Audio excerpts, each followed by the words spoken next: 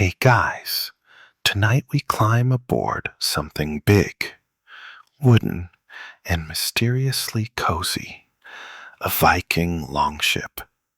You're standing on the dock, twilight falling over the fjord, with mist rolling in like a sleepy curtain. The longship sways gently at its mooring, and someone, not aggressively, nudges you toward a narrow plank. You walk it carefully. The salt-stained boards creak under your feet. Around you, men and women in wool tunics murmur in low voices. You can smell pine tar, salted herring, and something suspiciously like wet goat. This isn't the Viking raid you expected. No burning monasteries or berserkers frothing at the mouth. No swords waving or plundering here.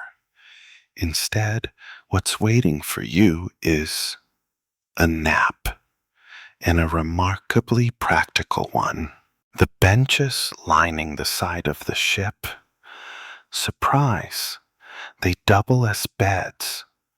The space under them, storage, and, if you're lucky, the occasional foot warmer in the form of a drowsy dog or confused chicken. The carved dragon head at the prow? Don't worry, he's not biting.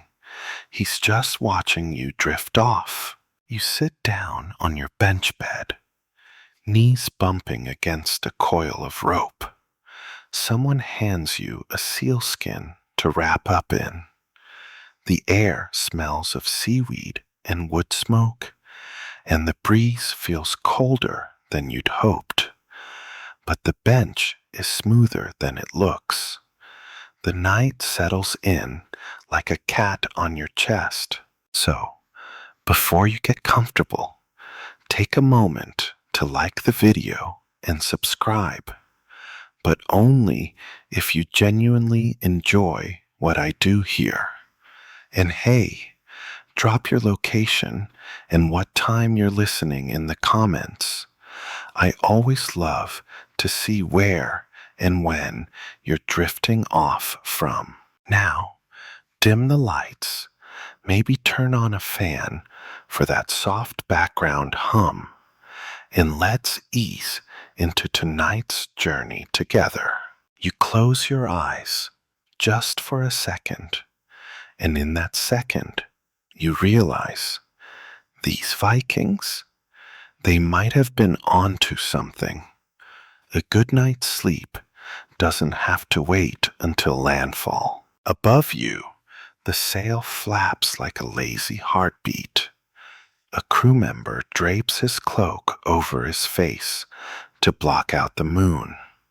You take a deep breath, your hands still rough from pulling ropes you've never actually touched, and let the ship cradle you like a drifting cradle.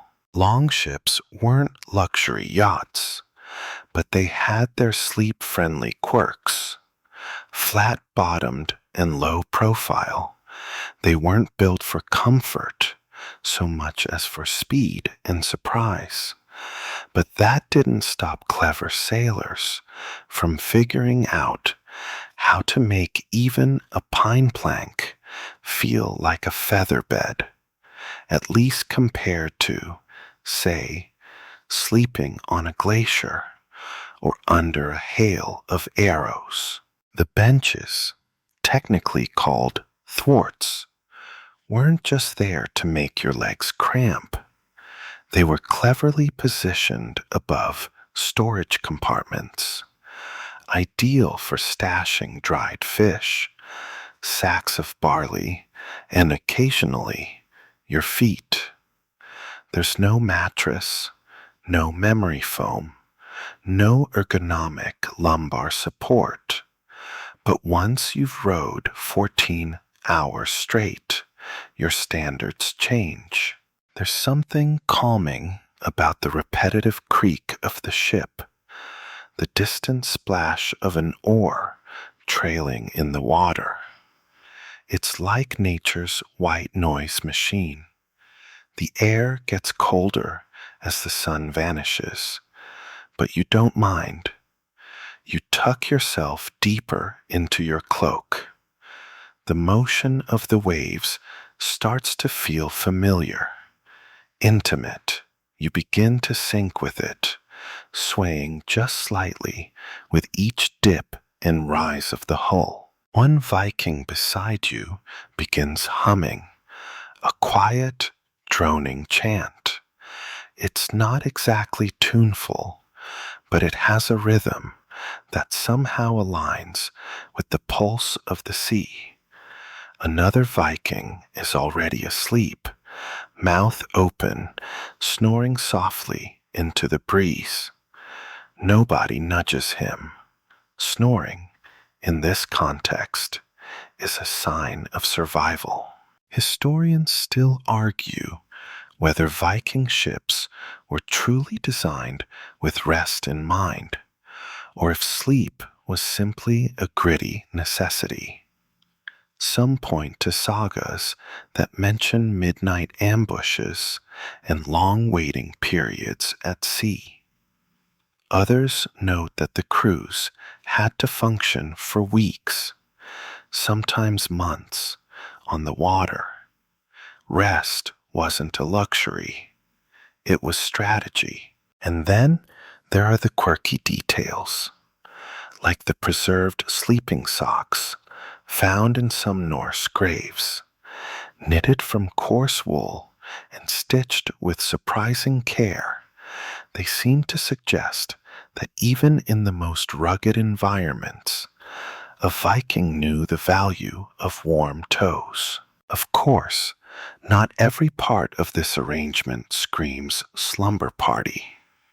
The sea spray, relentless, the smell of dried fish, aggressively present, and that goat that insists on sleeping next to your head.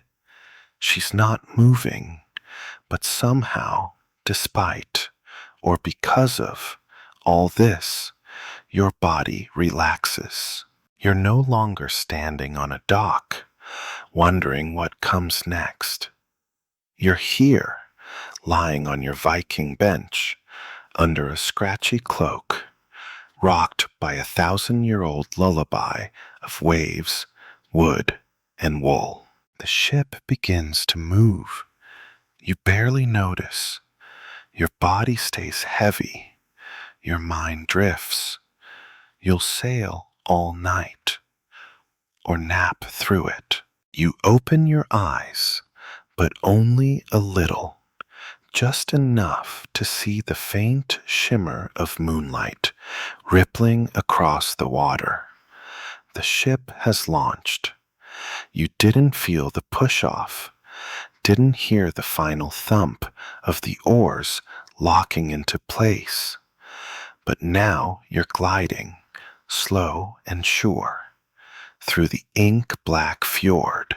The sky overhead is clear enough to make out a few constellations.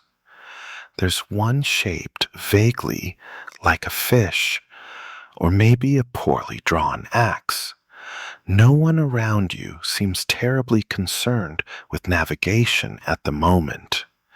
That's because the Vikings, surprisingly, didn't always need to be wide awake to get where they were going. In fact, launching under the cover of twilight wasn't uncommon, not for dramatic effect, but because the world was still winding down, or just waking up. That sweet, ambiguous hour when predators haven't yet stirred and rival war bands are still snuggled in their longhouses. The perfect time to slip away or slip in. You shift under your cloak, the bench underneath you now oddly comforting. There's a scent of pine resin in the air, freshly applied to the hull. someone nearby munches quietly on dried apples. Another clears his throat and promptly goes back to sleep. Nobody talks. It's that early, foggy kind of silence, fragile, like you could snap it just by stretching the wrong way. You wonder how they navigated in this low light. No GPS, no backlit compass, just stars and instinct. Oh, and birds. Yes, ravens were occasionally used to find land.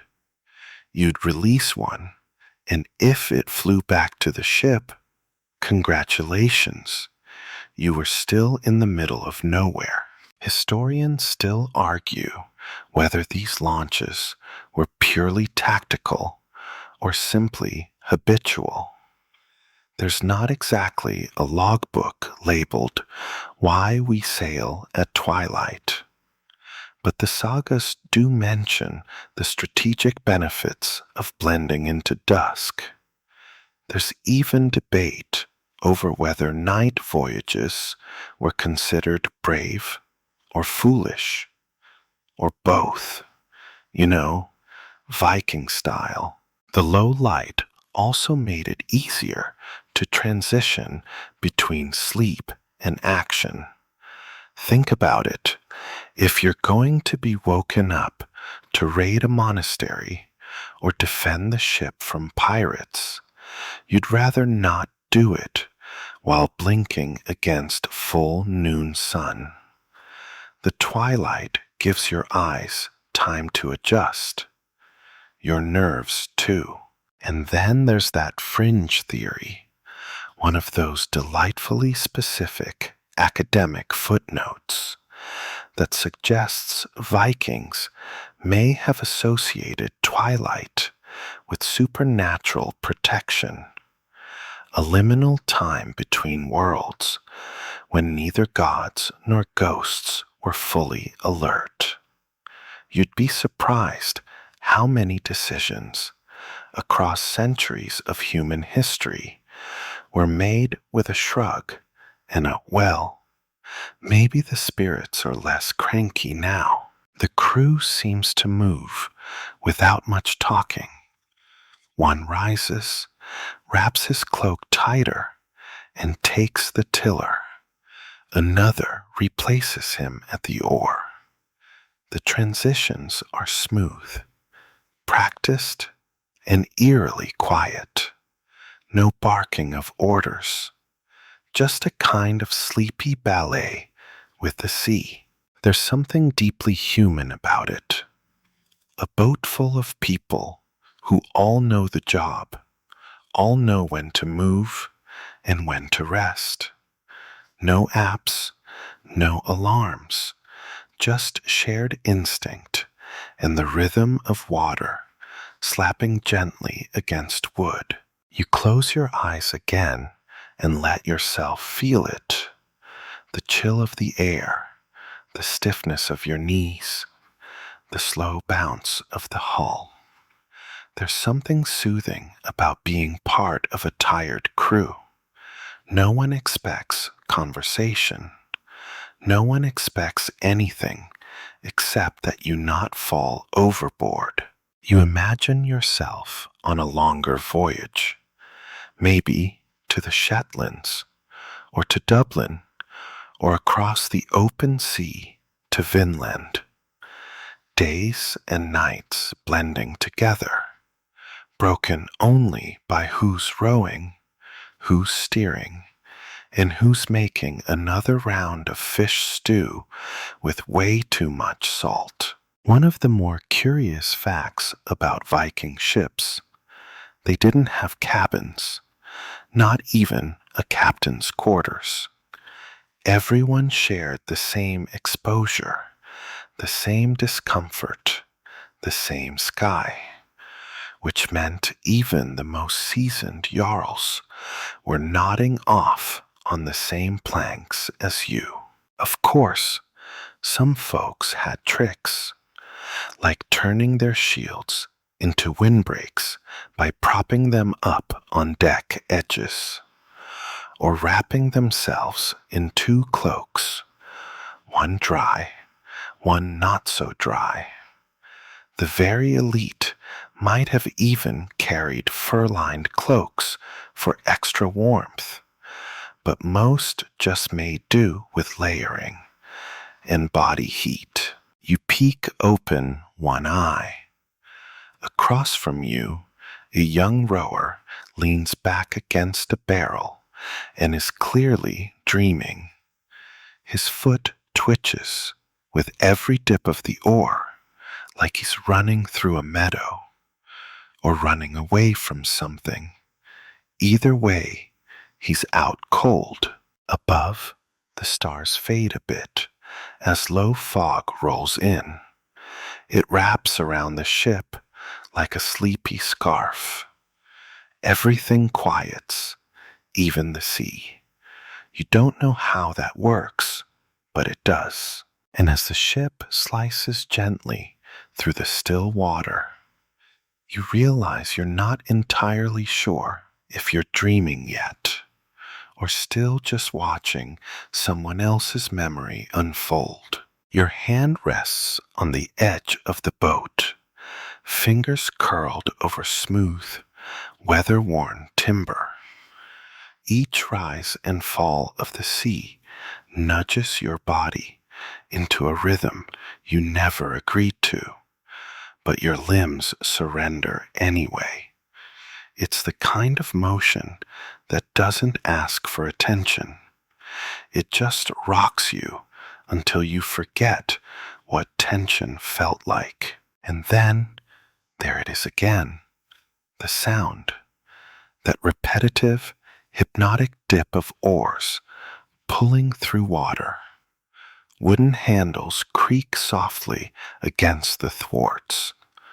The splash isn't sharp, it's rounded, like someone drumming with mittens. Again and again and again. You start to realize this is what Viking dreams are made of. Quite literally, the rowing chant begins, not loud, not meant to be heard above the waves. It's barely a whisper, a breath of sound from one end of the ship to the other, keeping the rowers in sync. Nothing fancy, just breath, rhythm, and repetition. The kind of thing that seeps into your bones and sets up camp. Historians point out that this wasn't just coordination, it was survival. If even one person rowed out of sync, the ship would list or slow. So a chant, a song, even, became essential. But not a raucous sea shanty. This wasn't the pirates of the North Atlantic belting out catchy tunes. These were low, almost mumbling calls, half prayer, half lullaby. And here's the unexpected bit. Some believe that after hours of this, the body would enter something akin to a trance.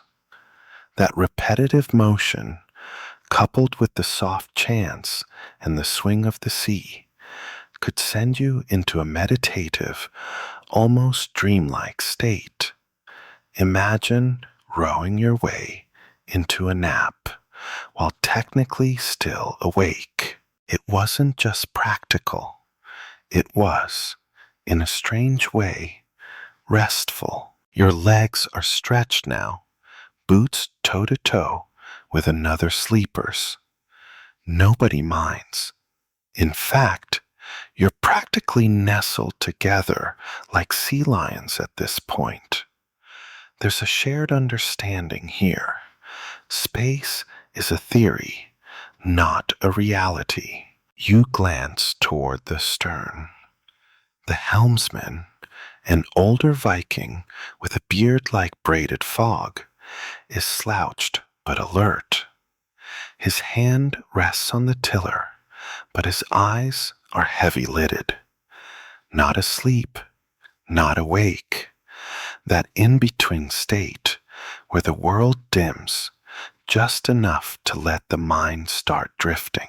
And drift it does. You catch yourself imagining odd things.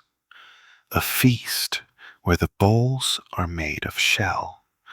A dream where the ship sails through clouds instead of sea. Maybe even a moment where you and the dragonhead prow are having a philosophical chat about whether fish dream. You're not alone in this, by the way. There's a fringe belief floating around that Vikings sometimes embraced these dreamlike rowing states as a kind of spiritual preparation, that by softening their grip on reality, they became more attuned to their gods or ancestors, or, at the very least, less irritated by blisters. Historians still argue whether these moments were intentional, ritualistic, or just a lucky byproduct of rowing until your brain turned to oatmeal. There's no runestone that says, and lo, Sven did vibe his way into Odin's inbox. But there's plenty of poetic hinting in Old Norse texts. You shift again on your bench. Your lower back twinges a little, but even that feels like part of the lull. A body at sea accepts its discomfort as long as the sea offers rhythm in return. The chant slows. Maybe the rowers are switching out. Maybe they're pausing. Maybe they're just tired. You hear one of them sniff quietly, then murmur something about dried meat. Another groans and rolls to his side. You sense that deep-seated fatigue, earned, honest, full-body tiredness. It's almost luxurious. Up ahead, a gull cries once, then is quiet. The sound is swallowed by the fog. Around you, the world has shrunk to the dimensions of the ship. No horizon, no stars now. Just this narrow floating universe of wool, wood, and worn-out warriors. You wonder how many of them are actually asleep, and how many are just drifting, eyes open but mind elsewhere. A lot of Viking life seemed to happen in that in-between state, between day and night, between land and sea, between battle and dreaming.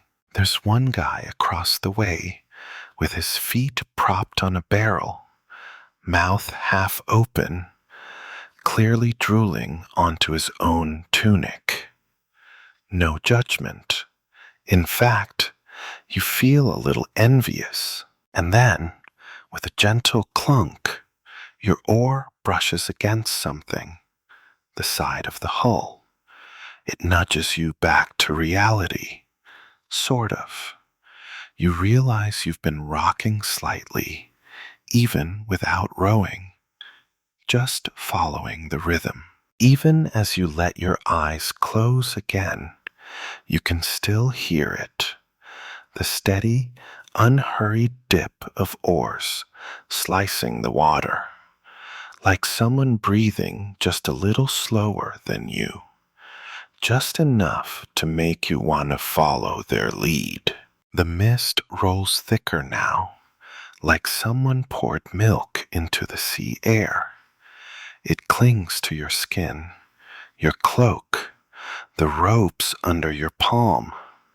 You blink, slow and lazy, as the world softens. Edges blur, distances shrink. Everything becomes closer, closer to your bench, to your nose, to your dreams. You breathe in, and the fog carries something oddly sweet with it, a mossy, earthy smell mixed with brine and seal oil. It's not unpleasant. It smells like a place that's older than memory. You glance around. Most of the crew is lying back now, barely stirring. The rowing's ceased for a spell. Maybe you've reached a drifting zone, or maybe even the steersman has decided this is a good hour to close both eyes instead of one. You pull your sealskin tighter around your shoulders. It's heavy and damp, but holds the warmth in well enough. The kind of makeshift blanket only a Viking would find comforting. Half armor, half poncho, entirely questionable in aroma. The sea around you is so still, it feels more like a lake than an ocean. The fog thickens with each breath, wrapping you in a cocoon of quiet. You can't see the shore, can't see the horizon, just soft, glowing grayness in every direction. And then it happens. The ship seems to vanish. Not literally, of course, but it feels like it. With the fog hugging so close and everything hushed, your senses let go of the ship's hard lines. All you feel is the gentle undulation beneath you. The hull becomes abstract, just a cradle on water. You don't know where the ship ends and the sea begins. This wasn't rare in Viking travel either. These mists, especially around Iceland, the Faroe Islands, and coastal Norway, could last for hours, even days. Some sagas describe them as blankets of the sea, hiding gods, monsters, and sometimes your own crew. Historians still debate whether the Vikings saw these fogs as hazards or blessings. On the one hand, visibility drops to zero. On the other, your enemies can't see you either. And if you're trying to sneak up on someone, a thick wall of mist is the next best thing to an invisibility spell. You shift slightly on your bench, trying not to jostle the man whose feet are now practically in your lap. His boots smell like old cheese and ambition. You pretend not to notice. After all, you've got your own issues. Your left arm's gone entirely numb from being tucked under you at a weird angle. There's movement at the prow. A figure leans forward, just barely outlined in the haze. He's not steering, he's just watching, gazing into the fog like it's a painting he's trying to remember. You wonder what he sees, or if he sees anything at all. Maybe he's just listening, because fog has a sound too. Not loud, but present. The dampness presses into your ears, muffling everything, but enhancing the little things. The soft groan of timber, the hiss of your own breath, the whisper of a cloak dragging across planks. You blink slowly again. Each time your eyes close, it takes more effort to open them. This fog isn't just visual, it's emotional. It carries a kind of drowsy weight, as if the sea itself wants you to lie down and nap, and you're not resisting. You picture a Viking crew centuries ago, huddled on a ship just like this, wrapped in furs and fog, half awake, drifting. Maybe they sang quietly to keep each other from falling asleep completely. Or maybe they didn't bother. Maybe they all just let go, trusting the current to carry them, at least for a little while. There's a quirky theory from some maritime archaeologists that Viking longships may have included removable planks or hide covers for particularly damp or cold journeys. Not quite full roofs, but enough to block the worst of the spray and mist. Temporary nap tents, if you will. No one's found solid proof, of course, but it's not impossible. When you've crossed enough seas in soggy wool, you start to innovate. The fog makes time weird, too. You could be drifting for 10 minutes or 3 hours. No sun to track, no stars. Just you, the boat, and the slow, deep pull of sleep. And the longer you lie there, the more the boat becomes something else. Not a vessel, but a dream machine, a mobile sleep chamber, powered by the quiet ache of rowers and the forgiving rhythm of the sea. You roll slightly onto your side. Your cheek rests against your folded arm. The damp of the bench has soaked through your sleeve, but you don't care. It feels natural, like the sea wants to keep you. And maybe it does, because this isn't a ship designed to impress. It's a ship designed to endure, to lull, to carry, to cradle. You let out a long, slow sigh and feel the fog press even closer, soft and heavy and perfect. You're still awake, but just barely. You're not sure what time it is anymore. The sky above is a faded pewter, not quite night, not quite morning, somewhere between yawn and stretch. The kind of light that makes everything look like it's been dipped in smoke and gently shaken dry. Your eyes scan the edges of the ship, or try to, the fog still lingering, refusing to leave like a well-fed cat who's decided your lap is home now. You can just make out the soft curve of the hull, the prow with its sleepy dragon head, and the occasional movement, a stretch, a shift, someone adjusting their cloak with the kind of energy that says, I'm doing this entirely in my sleep. And it's now that you begin to notice something odd. The shape of the ship, the way it flexes and glides, low to the water, hugging the waves rather than cutting through them.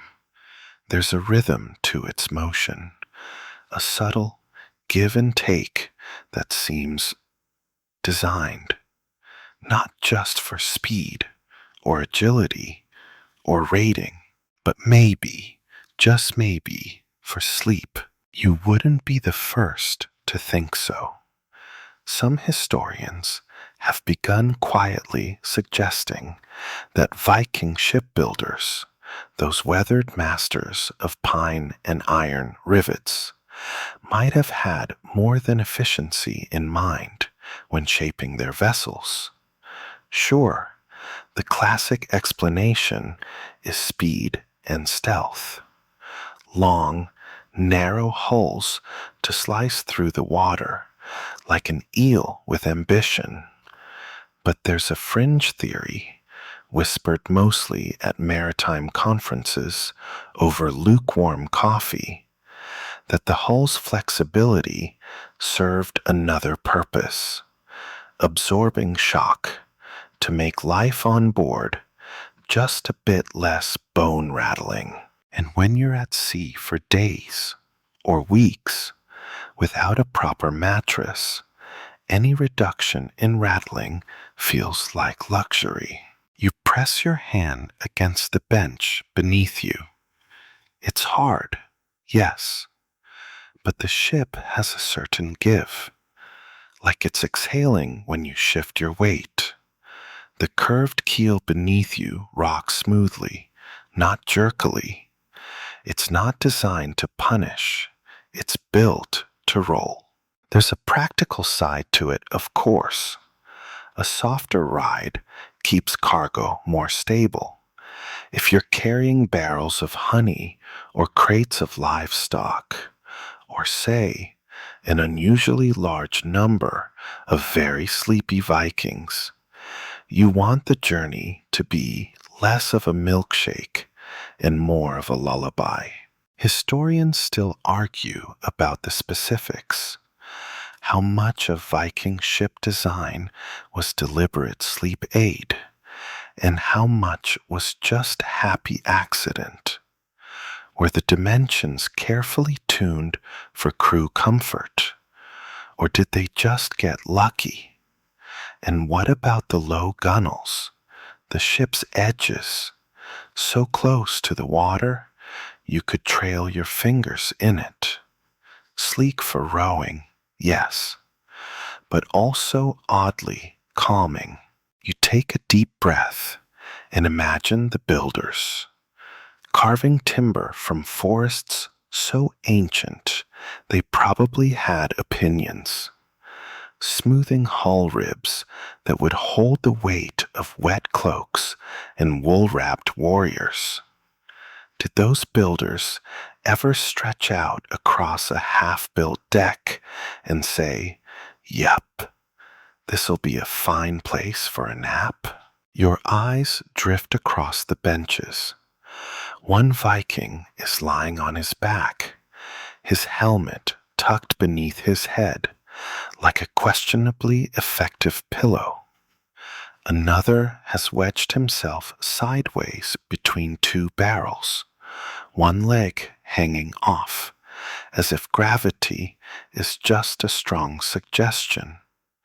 No one looks comfortable, and yet they are. There's something about this environment, this gentle motion wood capsule, that makes sleep not just possible, but inevitable.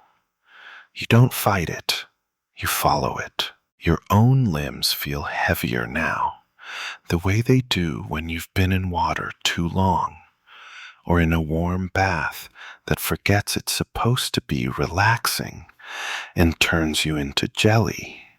You can feel the press of your clothing, the whisper of sea air against your eyelids. Every part of your body is slowly checking out. You think again of that hull curve, long and lean, like a stretched crescent moon, shaped not just to cut through enemy waters, but to rock the warriors of the north into their next dream. Not bad for a war machine. And then, just to keep things interesting, you remember a detail from that random Viking exhibit you wandered through once, maybe at a museum, maybe online at 2 a.m., that some longships had animal skins nailed along the inside, softening the blow when waves crashed over the sides. Not quite a cushion, but still a touch of softness, like someone, somewhere, cared just enough. You settle deeper into the sealskin draped over you. The fog has started to thin now, just barely. The water still laps gently against the hull, And every now and then, the ship sighs. Or maybe that's just someone nearby, wrapped in their own cloak, dreaming their own Viking dream. Either way, you're not getting up. Not yet. Maybe not for a while. Let the ship carry you. It's been doing this for 1,000 years. Somewhere behind you, someone groans, low and muffled, like they're waking from a particularly vivid dream about being chased by a goat with an axe. A shift of boots, a soft clatter of something metallic, maybe a belt buckle tumbling onto the deck. You don't move. You're too comfortably wedged into your bench. Besides, you've got the best seat/bed in the house. But what's fascinating, as your thoughts slowly surface and sink again, is how organized this floating mess really is. From a distance, it probably looks like chaos. Cloaks everywhere. Someone's helmet being used as a soup bowl. A goat tied loosely to a barrel. She's asleep, too. But when you look closer, you see patterns, subtle routines, especially around how the crew handles rest. Because on a Viking ship, sleep wasn't random. It was planned.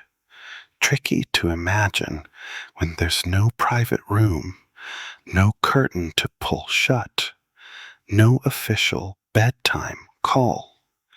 And yet, these long journeys demanded strategy, particularly when it came to conserving strength. Enter the sacred art of nap rotations. That's right. Viking crews, especially on longer voyages, likely operated in shifts. Some rode while others rested. Then they'd swap, not just because it was polite, but because otherwise the entire ship would start rowing like a drunken millipede. This system, known in some speculative circles as the watch cycle, meant that at any given time, at least a portion of the crew was horizontal, or as horizontal as one can get, with a mast rope digging into their rib cage. You turn your head slightly and notice a few of them now. The younger ones mostly. One's lying half under the gunwale, eyes closed, breathing deep. Another's curled against a coil of rope, his arm tucked around it like it's a beloved pet. These aren't deep REM cycle sleeps.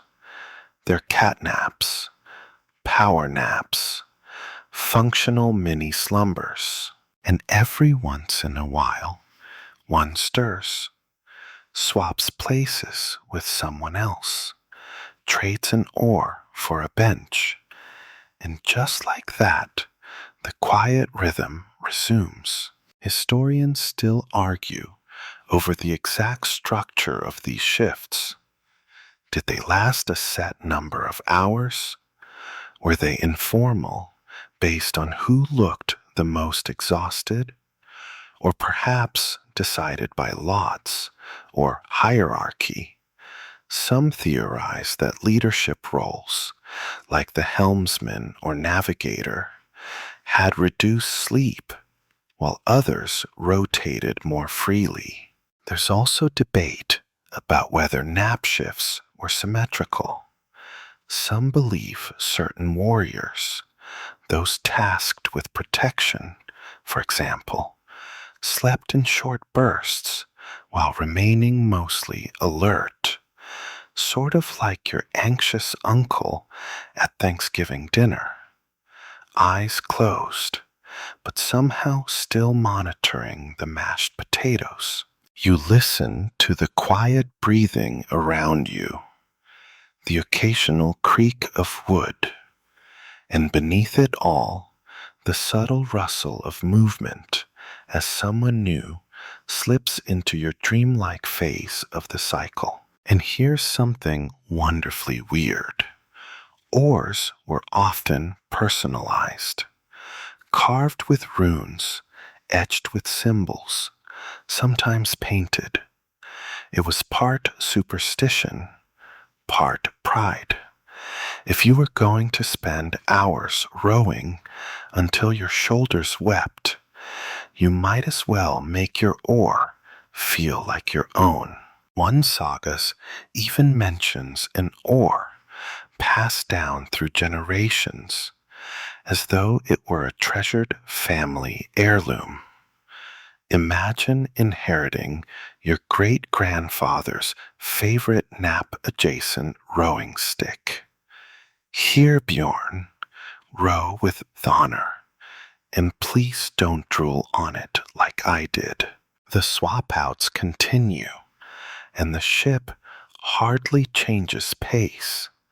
You start to get the sense that the vessel itself has learned how to sleepwalk, sleep row, over the years. A man near the stern coughs softly and sits up.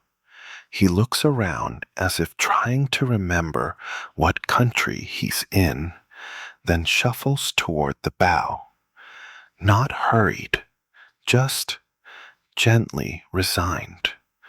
Someone else scoots over to fill the warm bench spot he's left behind, and the great game of musical thwarts continues. It's funny, in a way. These were people known for boldness, for fury, for carving paths across the map with fire and sail.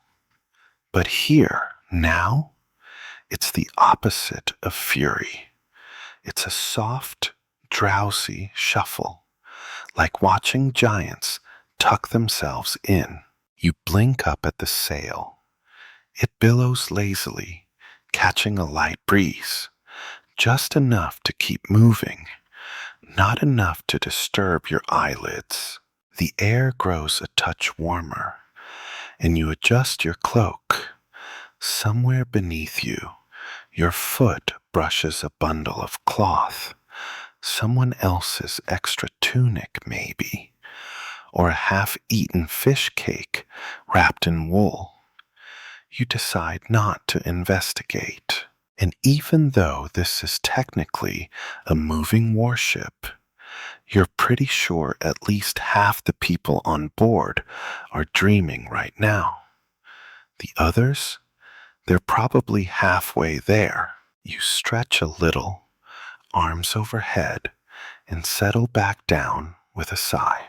The ship knows what it's doing, and so do you. The ship rocks gently beneath you, like it's humming a lullaby only your bones can hear. Your breath matches its rhythm now. Slow, even, patient. It's the kind of calm that seeps into your joints, makes your brain forget how to be anxious, and convinces your spine to stop acting like a flagpole. But there's something beneath your elbow, a lump. You shift slightly and feel it, something round and softish. You nudge it with 2 fingers and realize it's a goatskin pillow, sort of. Technically, it's a bag once used to carry curdled milk. Now, it's a pillow. You sigh, close your eyes again, and let your cheek rest on what is undoubtedly the softest dairy product you've ever napped on.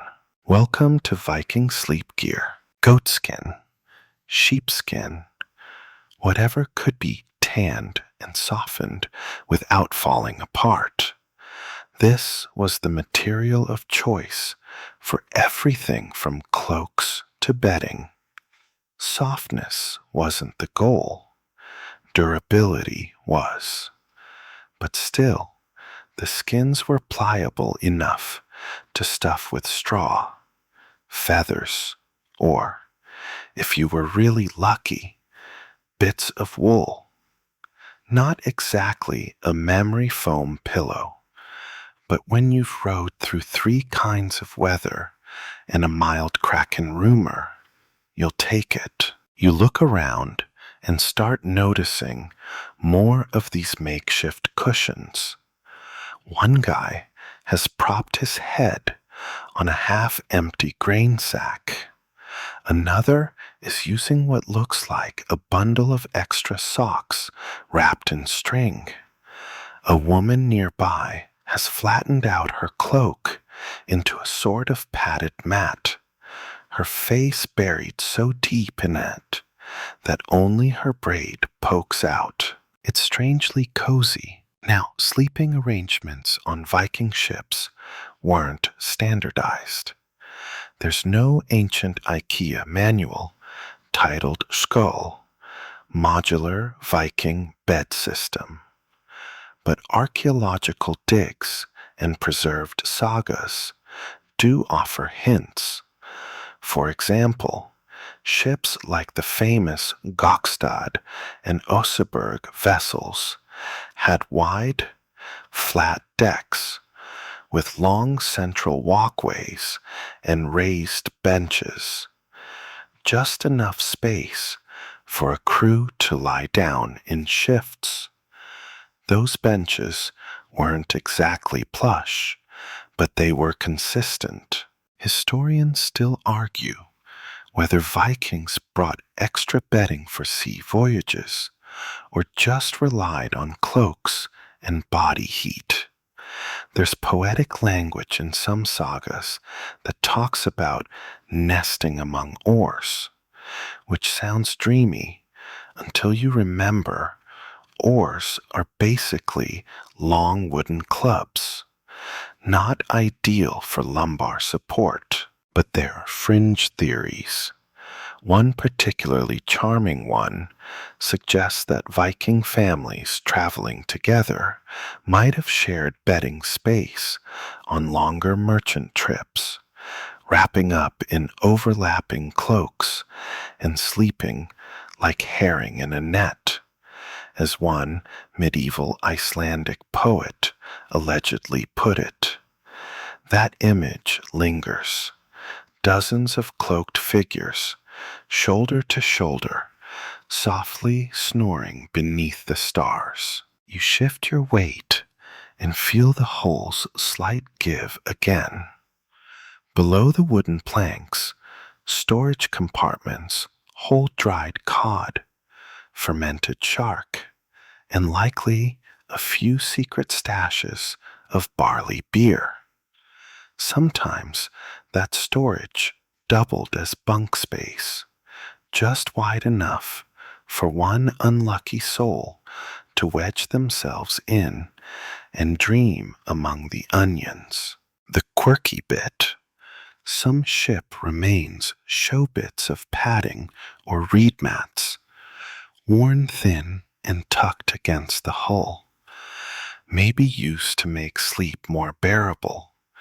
Maybe just insulation. Maybe the Viking equivalent of a yoga mat you forgot to clean since last midsummer. Beside you, someone snores. It's the old man with the beard that looks like it's been through 5 winters and a surprise bear. His helmet is tilted over his face like a sleep mask. You respect the commitment. And then you remember something else.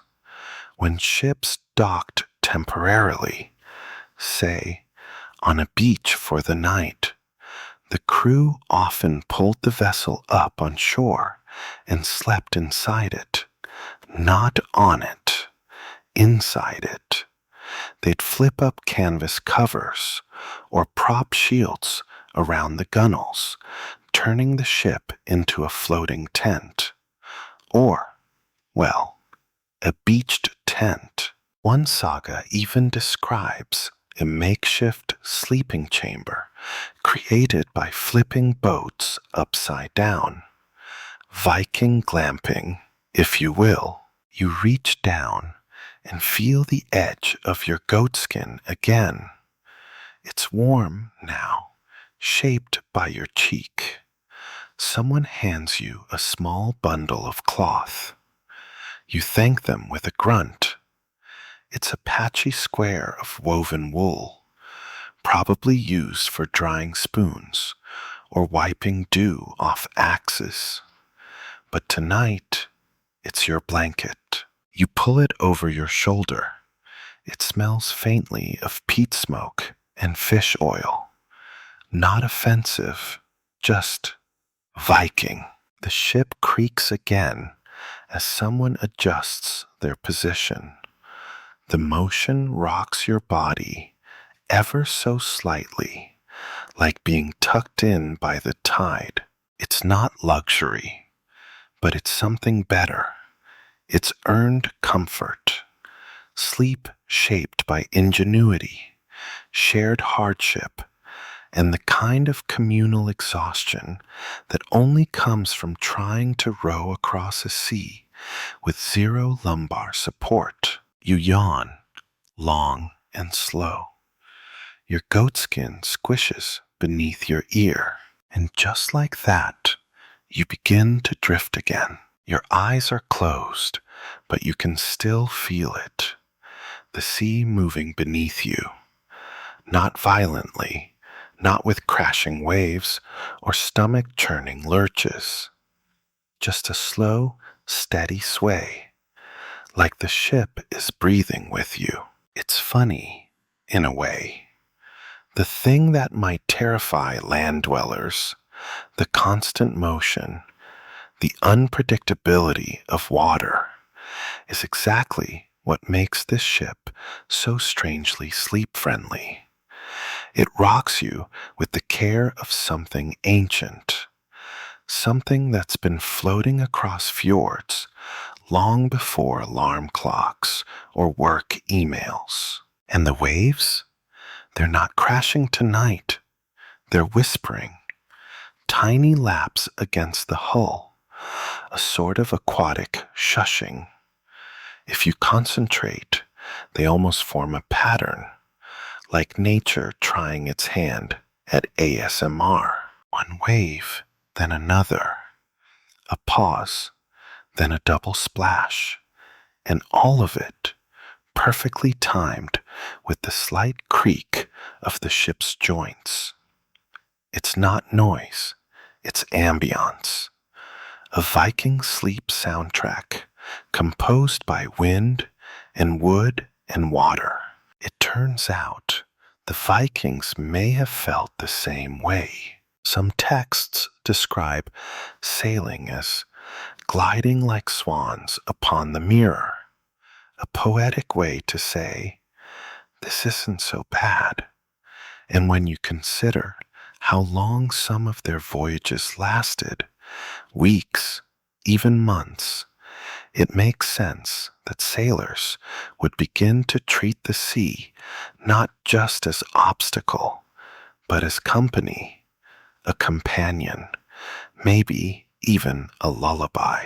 Historians still argue whether long voyages included planned periods of drift, deliberate pauses to rest while the ship floated on current alone. The lack of concrete timekeeping makes it hard to say, but several nautical texts hint that the wind wasn't always relied upon. Sometimes you just let go of the oars, let the sea take over for a while. And during those drifts, you guessed it, nap time. There's a fringe theory from a maritime anthropologist who spent far too much time bobbing in a kayak off Greenland that Viking longships were acoustically soothing by accident. The shape of the hull, the materials used, pine, oak, wool-stuffed gaps between boards, all combine to absorb harsh sound and amplify gentler ones, like the creak of timber or the slosh of a passing swell. You listen closer now.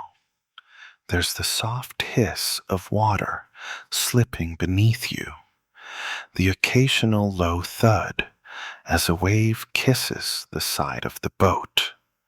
Even the wind is playing nice, just barely tugging the sail like it's testing your patience. Above, the stars begin to peek through again, one by one. The mist hasn't gone. It just stepped back a little to let the sky breathe. You open your eyes briefly and glance at the sail. It flutters gently, its lines slack. You're not in a hurry. No one seems to be. The rowers are resting again. The helmsman is quietly chewing something. Could be jerky, could be a stick, and staring into space like he's watching a saga unfold behind the clouds. You're not alone in appreciating this piece. Another sleeper shifts beside you. She stretches, a low grunt escaping as she adjusts her leg to wedge it more comfortably around a water barrel. Her hand rests loosely on the hilt of a sayax, a small Viking blade, but her fingers are slack, trusting the sea to keep her safe for now. There's something beautiful about that. The vulnerability of sleep, shared among warriors in the open sea. No tents, no doors, just trust in your crew, in your ship, and in the rhythm of the waves. You close your eyes again and try to match that rhythm with your breath. Inhale with the rise, exhale with the dip. Even the beat of your heart seems to mimic the sea now, slow and deliberate.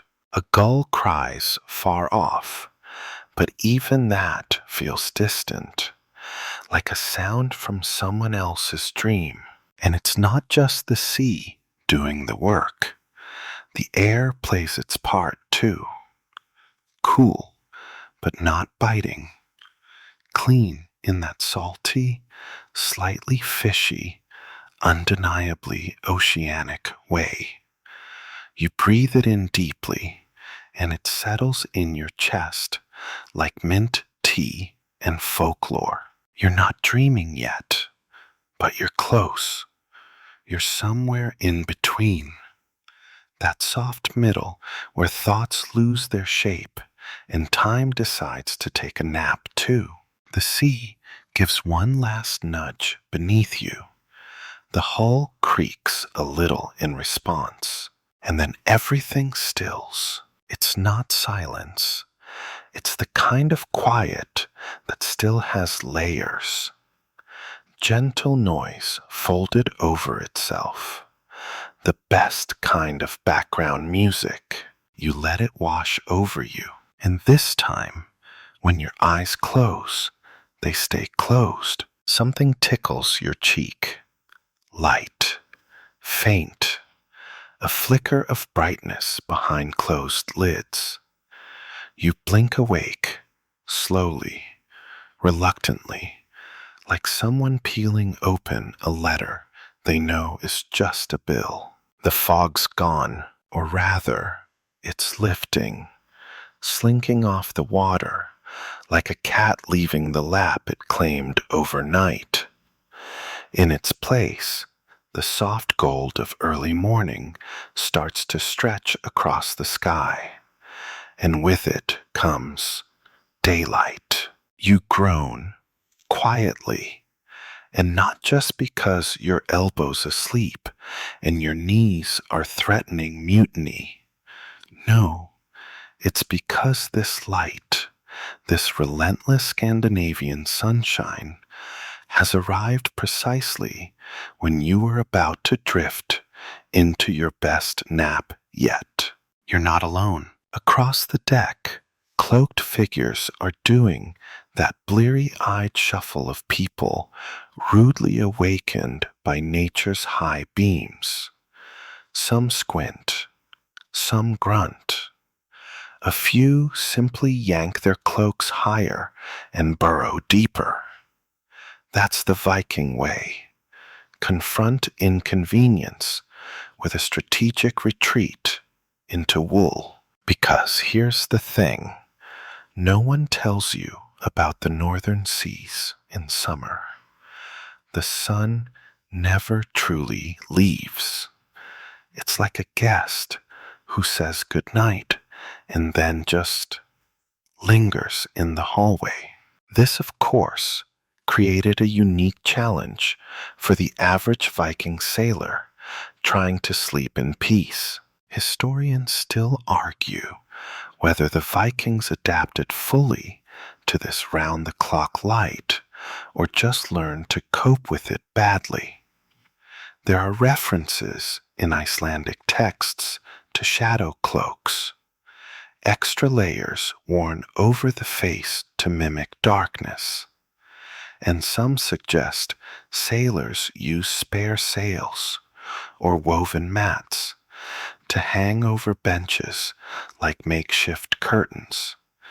Primitive blackout shades, if you will. You sit up slightly, cloak still around your shoulders.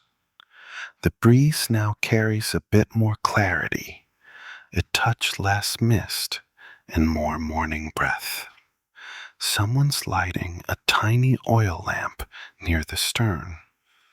Less for warmth, more for ritual, or maybe just to have something to stare at while pretending they're not fully awake yet. And here's where it gets clever. On some voyages, ships were outfitted with stretched hide coverings, curved up like low tents along the midsection. Not always, and not on warships mid-raid, of course, but on longer merchant trips, or when weather looked troublesome, absolutely. A fringe archaeological theory based on wear patterns in hulls and recovered sail fragments suggests that some ships might have had removable privacy screens, not just to block wind or rain, but to carve out tiny pods of darkness. Nap cubicles at sea. You stretch your legs carefully, mindful not to kick the goat, who's still snoozing by a coil of rope and dreams of meadows. Your own eyes still protest the light. It reflects off the water like a mirror you didn't ask for. But you've learned the trick now. Squint one eye, drape your hood, turn slightly away. The sun can't win if you don't play. A younger crew member stumbles past, hair standing at several ambitious angles, holding what might be breakfast or might be a very brave onion. He sits beside a rower and mumbles something. The rower nods slowly, eyes half closed, clearly not awake enough for conversations that involve decisions. The routine is soft, practiced. No one barks orders. The shift from sleep to action, if action is the right word for blinking at breakfast, is gentle, gradual. The ship doesn't snap to life. It stretches slowly, like you do when the sheets are too good and you're not entirely sure what day it is. Another Viking wraps a spare tunic around his head, like a headband meets eye mask combo. He lies back down, brave, resourceful, a nap hero. And you? You tuck your cloak over your head and listen to the gulls overhead, to the soft plunk of something dropped in a bucket, to the occasional sigh from your neighbor, who still smells like roasted fish and ocean dreams. It's light out, sure, but that doesn't mean you have to be. Because Vikings, they weren't morning people. They were adaptable, sleep-deprived, oatcake eating, semi-nocturnal navigators of northern waters. And when the sun refused to set, they improvised. So go ahead, curl up again. The day may have arrived, but that doesn't mean your nap has to end. The light has fully arrived now, shimmering off the sea like polished bronze. But oddly, no one seems in a rush to do anything heroic, or even particularly conscious. You glance around the deck. There's a slow roll of life returning. Someone ties up their bootstrap. Someone else scratches their beard, like it holds the answers to the meaning of life. But overwhelmingly, the vibe remains horizontal. And that's because in Viking life, there were days you didn't raid, days you didn't row, days when the wind was too stubborn or the tide too rude, and all you could do was drift, snack, and doze. This might be one of those days. The longship creaks softly beneath you, content with floating.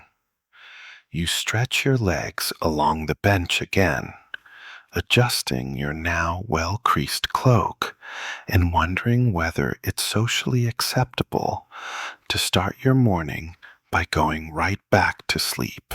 Apparently it is, because just a few feet away, a burly warrior with an axe tucked beneath his armpit has curled up like a house cat and resumed snoring. His helmet rests upside down beside him, catching the early sun like a shiny cereal bowl. You're beginning to suspect something. The Viking day off might just have been a glorious excuse for communal napping. Historians agree that while Viking life had its share of action, sailing, farming, fighting, composing vaguely threatening poems, it also involved long stretches of inactivity, especially at sea. There are passages in Old Norse sagas that describe entire days passed beneath sail and sky, with little more than meal prep and storytelling to fill the time. And what better time to nap than when the wind is doing the work? You rest your chin on your arm and close one eye. The sail above ripples like a lazy flag. You can hear the fluttering fabric. You can feel the stillness. It's not the silence of boredom. It's the silence of a crew collectively choosing not today. There's something wonderfully cozy about that. Someone sits near the prow, plucking quietly at a gut-string lyre. The tune isn't ambitious. It loops in a three-note rhythm, over and over, as if even the music can't quite be bothered to try hard right now. And yet, it's lovely, gentle, like a lullaby born from laziness and too much salted fish. There's a funny bit in one saga where a Viking explains that resting one's bones is the same as sharpening the blade. Whether that was poetic wisdom or just a fancy way of saying, I'm going back to bed, we'll never know. But you feel it now. You settle deeper into your makeshift pillow, a bundle of rope with all the forgiveness of a medieval chiropractor. Surprisingly, it works. Your body molds around the discomfort until it becomes comfort. Off to your left, two women play a slow game with carved bone pieces. Neither of them looks awake enough to win or care. It's less about the competition and more about the soothing click of bone against bench, a sound with no urgency, just presence. Historians still debate how structured these idle days really were. Did someone keep watch while the others slept? Were there rotating duties, even during nothing days? Or was it a free-for-all, with the understanding that if trouble showed up, everyone would collectively spring into groggy action? There's even one account, admittedly fragmentary, of a Viking who kept track of nap battles, which may have been a joke, or perhaps a very early form of competitive sleeping. You imagine the rules now. Whoever snored first, or longest, or most dramatically, won an extra portion of dried berries. As the lyre continues to pluck in the background, the ship drifts with quiet dignity. Nobody's steering right now. There's no need. The sea is doing its thing. The longship seems perfectly fine with its current direction, which is technically forward, but emotionally sideways. And you're part of this soft chaos. Your fingers trace the grain of the bench. A fly buzzes lazily past. The goat stirs once, and then falls back asleep, hooves twitching in some hay-fueled dream. Everything says, pause. It's not that Vikings were lazy. Far from it. But they knew how to balance intensity with inertia. Raids might last an hour, voyages, weeks, sleep as much as the weather and the goat allowed. You close your eyes again. The sunlight warms your cloak. The sea keeps rocking the ship with a maternal sway. There's no raid today. No need to sharpen a sword. Just this rhythm, this rest, this quiet agreement to do nothing and do it well. Now go ahead, earn your Viking nap. Somewhere between sleep and daydream, you start to wonder what exactly the Vikings dreamed about. You're lying there, knees propped up, head tilted just enough to let the breeze cool your cheek. The ship is still drifting, the crew still in their collective state of noble loafing, and your brain has just enough energy to be curious, but not enough to get up. Perfect. Maybe they dreamed of feasts, long tables groaning with roasted meat, rivers of ale and drinking horns, too large to hold without making a mess. Or perhaps their minds wandered toward battle, heroic encounters in slow motion, axes gleaming like second suns. Or, and this seems more likely, they dreamed of sheep or fish or absolutely nothing, just darkness, or maybe that soothing sound of oars dipping in and out of water. Dream interpretation wasn't just a bedtime activity for the Vikings. It was a belief system, a pastime, and occasionally an anxiety spiral.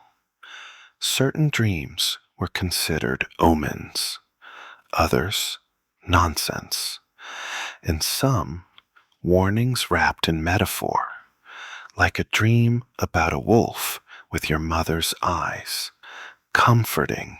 There are sagas that record entire dream sequences as prophetic episodes, taken seriously enough to change the course of someone's day or voyage. One famous account details a Viking dreaming of a tree growing from his chest, with birds nesting in the branches.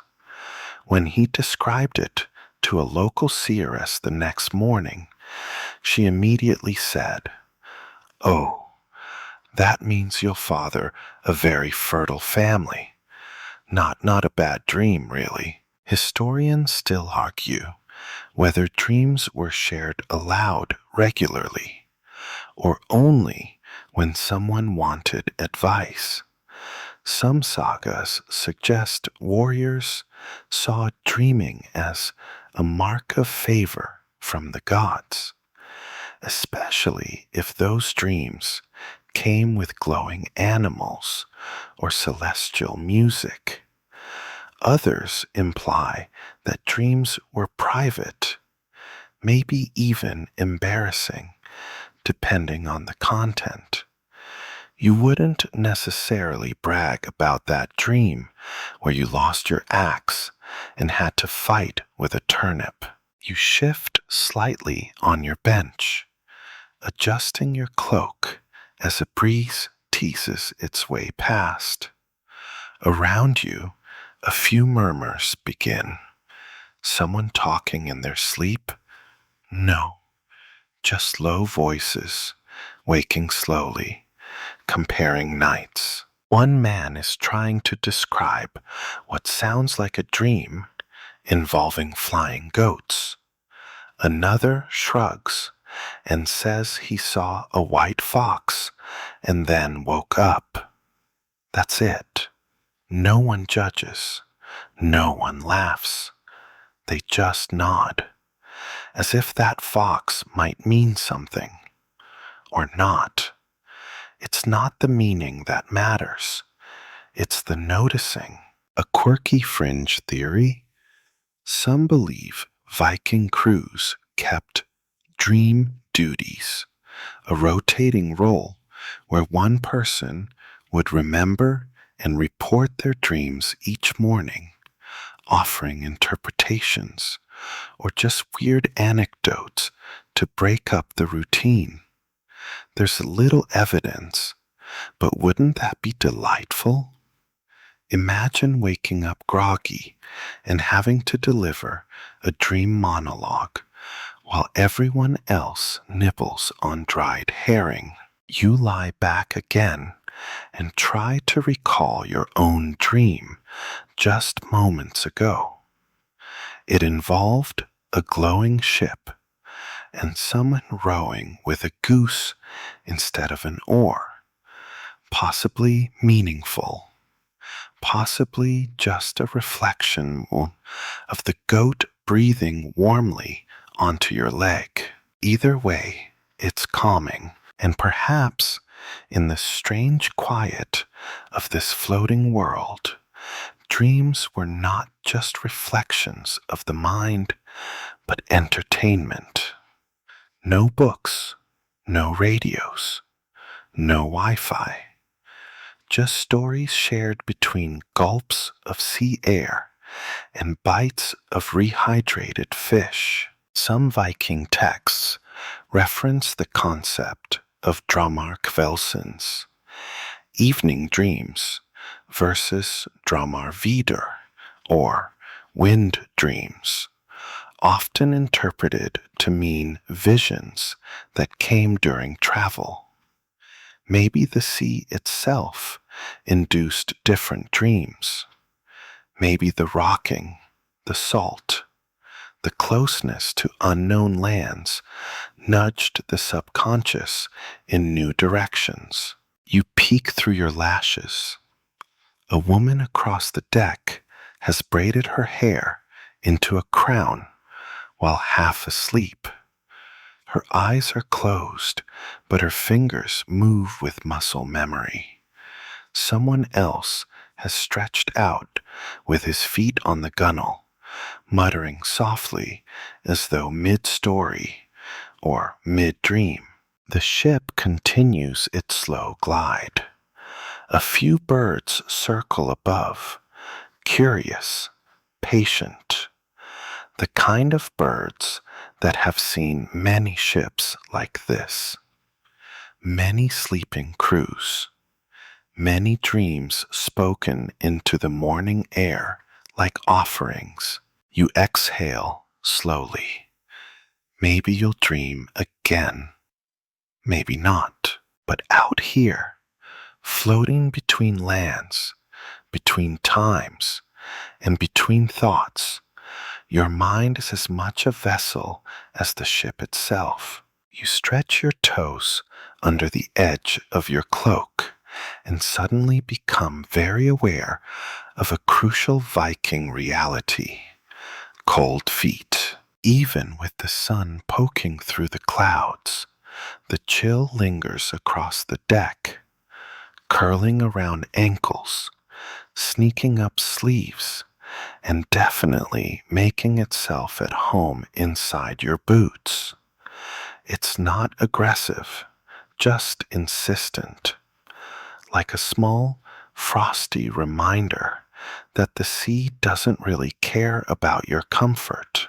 But you're not alone in this struggle. Around you, several crew members are doing the Viking equivalent of bundling up, pulling woolen tunics tighter, wrapping scrap cloths around exposed wrists, and, most importantly, adjusting their socks.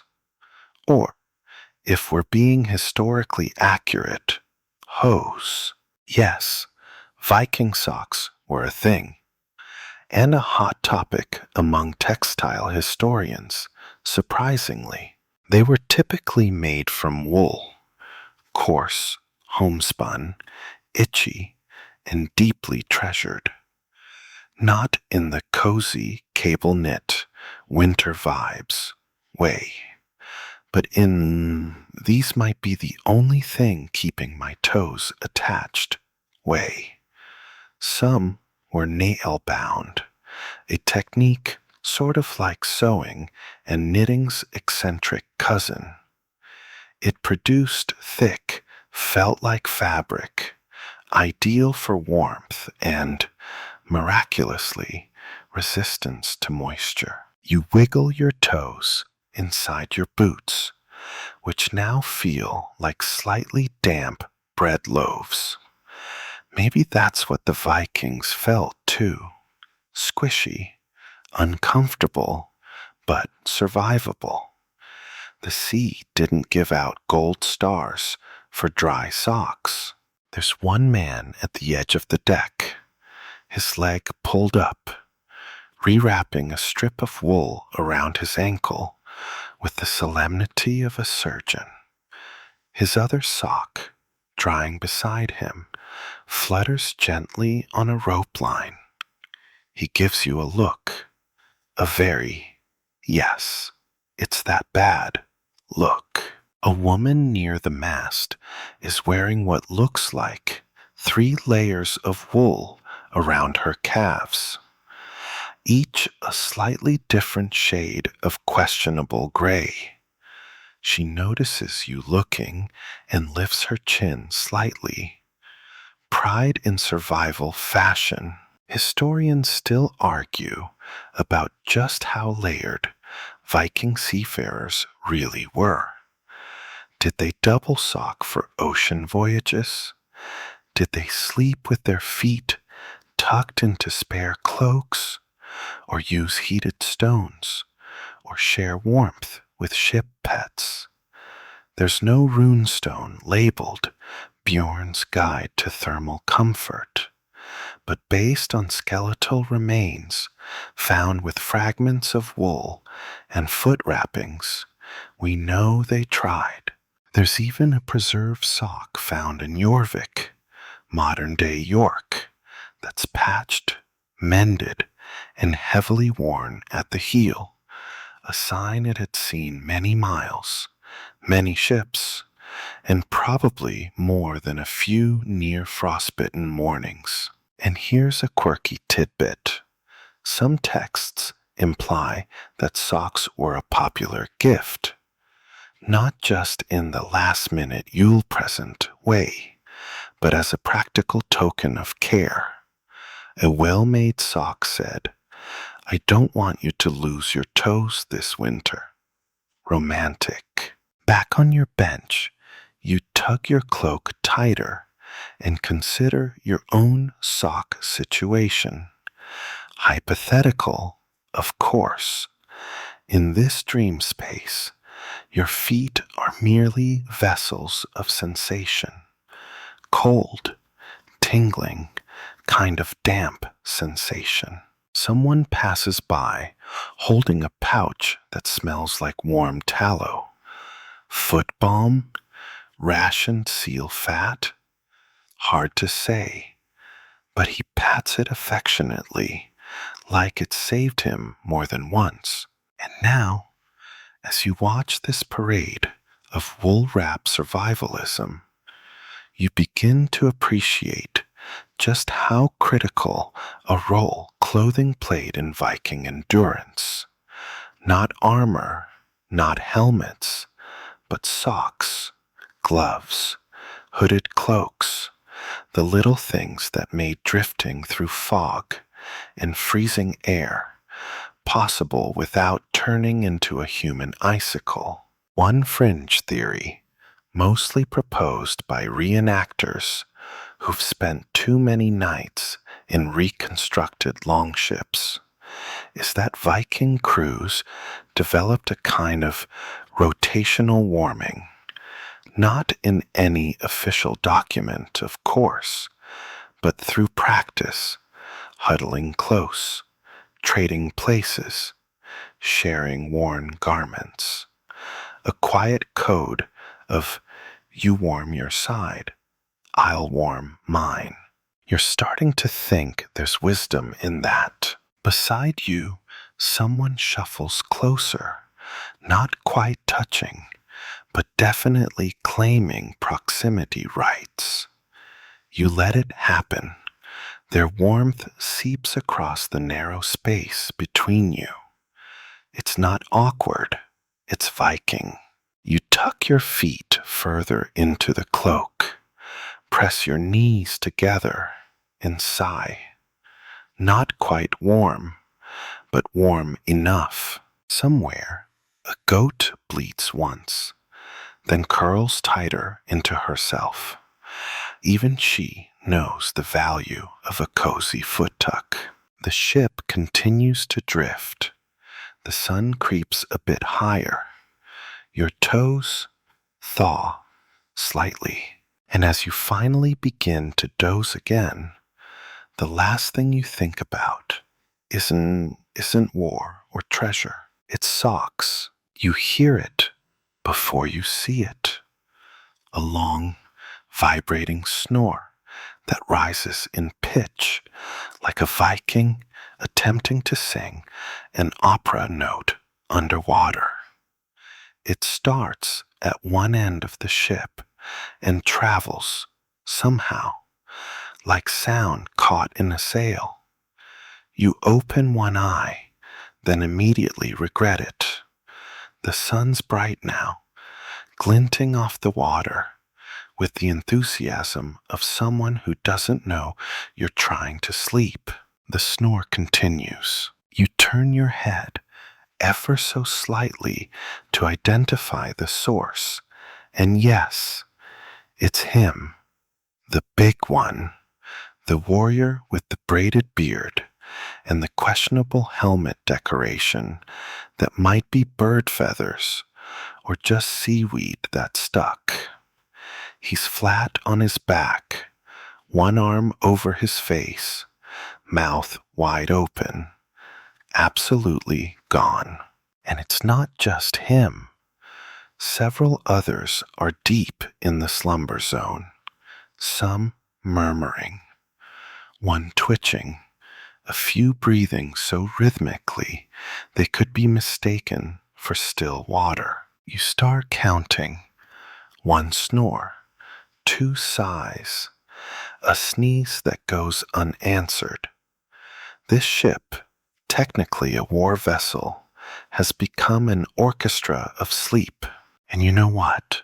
That's completely normal. Turns out, Vikings could sleep through almost anything, including storms. There are passages in sagas and second-hand traveler accounts that mention warriors resting while wind lashed the sails and waves slapped the hull. It wasn't about ignorance. It was about acceptance. Once the ship was well made and the gods properly appeased, what else was there to do but lie back and let nature scream into the void while you caught up on dreams? Historians still debate how well they actually slept through storms. Some suggest they simply trained themselves into ignoring it. Others argue that those not on shift often got a surprising amount of rest, especially when the ship's design absorbed shock and the crew trusted each other not to panic. And some, like the man currently drooling onto a coil of rope, were just naturally gifted. You shift and feel the deck under you vibrate softly as the snoring continues, a kind of purr from the ship itself. You almost laugh, except that would require energy. Here's a fringe theory from a medieval sleep researcher who, yes, exists. The rhythm of the longship's movement, combined with the ambient sounds, waves, creaks, murmured chants, created an ideal sleep environment akin to white noise. Long before apps and machines and YouTube loops, the Vikings had the North Atlantic sleep spa, and with a schedule that often demanded brutal early mornings or spontaneous nighttime raids, they took sleep wherever and whenever they could. That meant in armor, out of armor, under a cloak, on a rope pile, or beside a slightly confused goat. You yawn, stretching your jaw with the grace of a sleepy walrus. Somewhere nearby, someone else mimics the motion.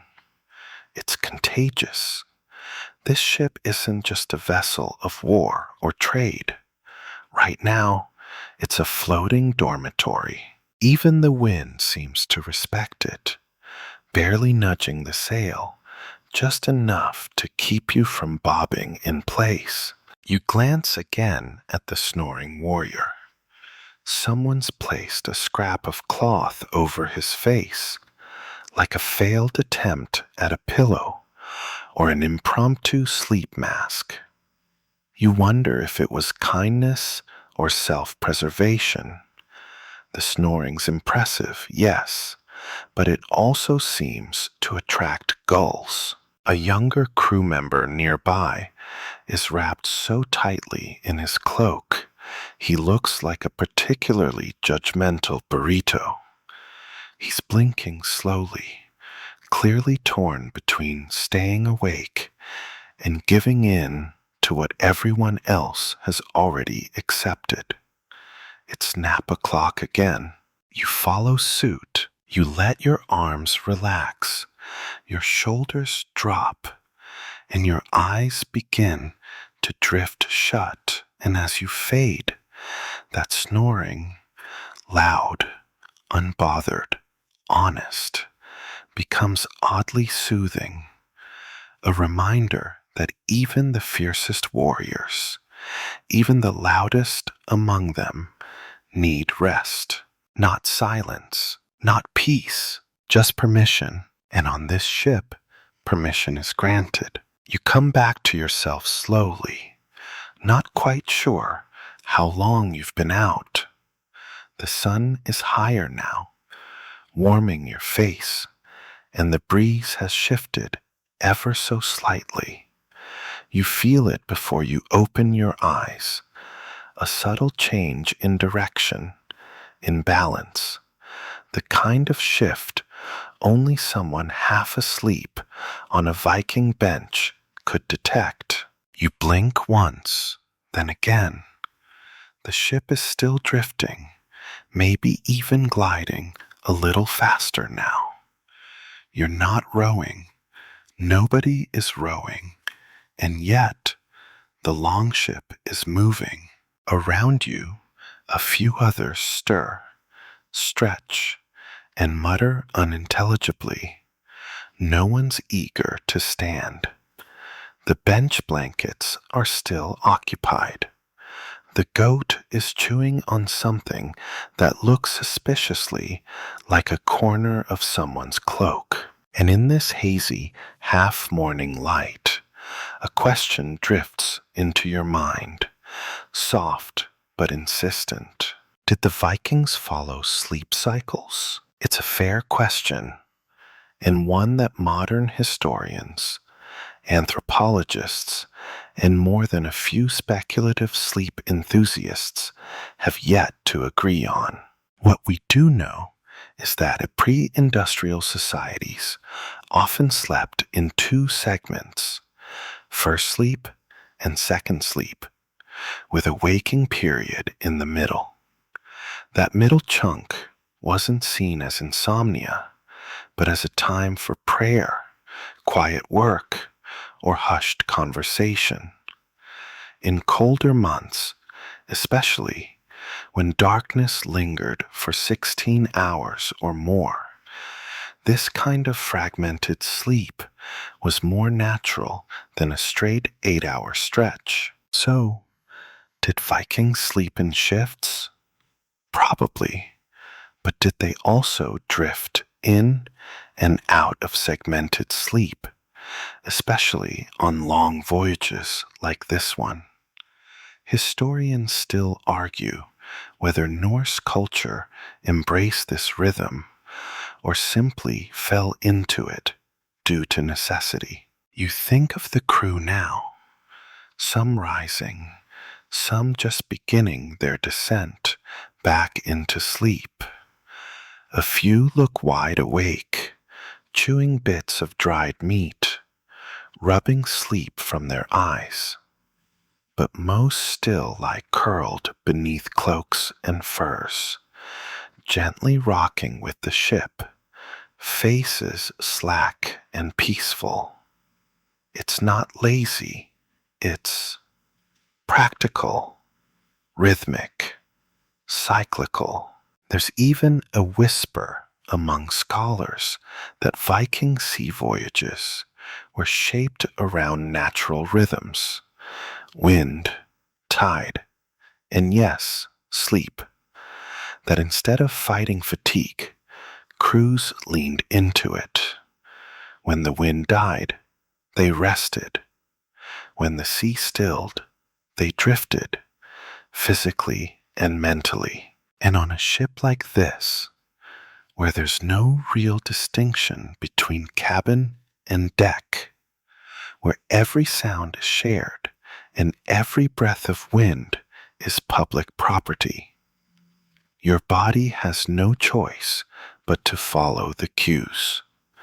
Light, warmth, movement, these are your only clocks. You sit up slightly, cloak still draped around your shoulders.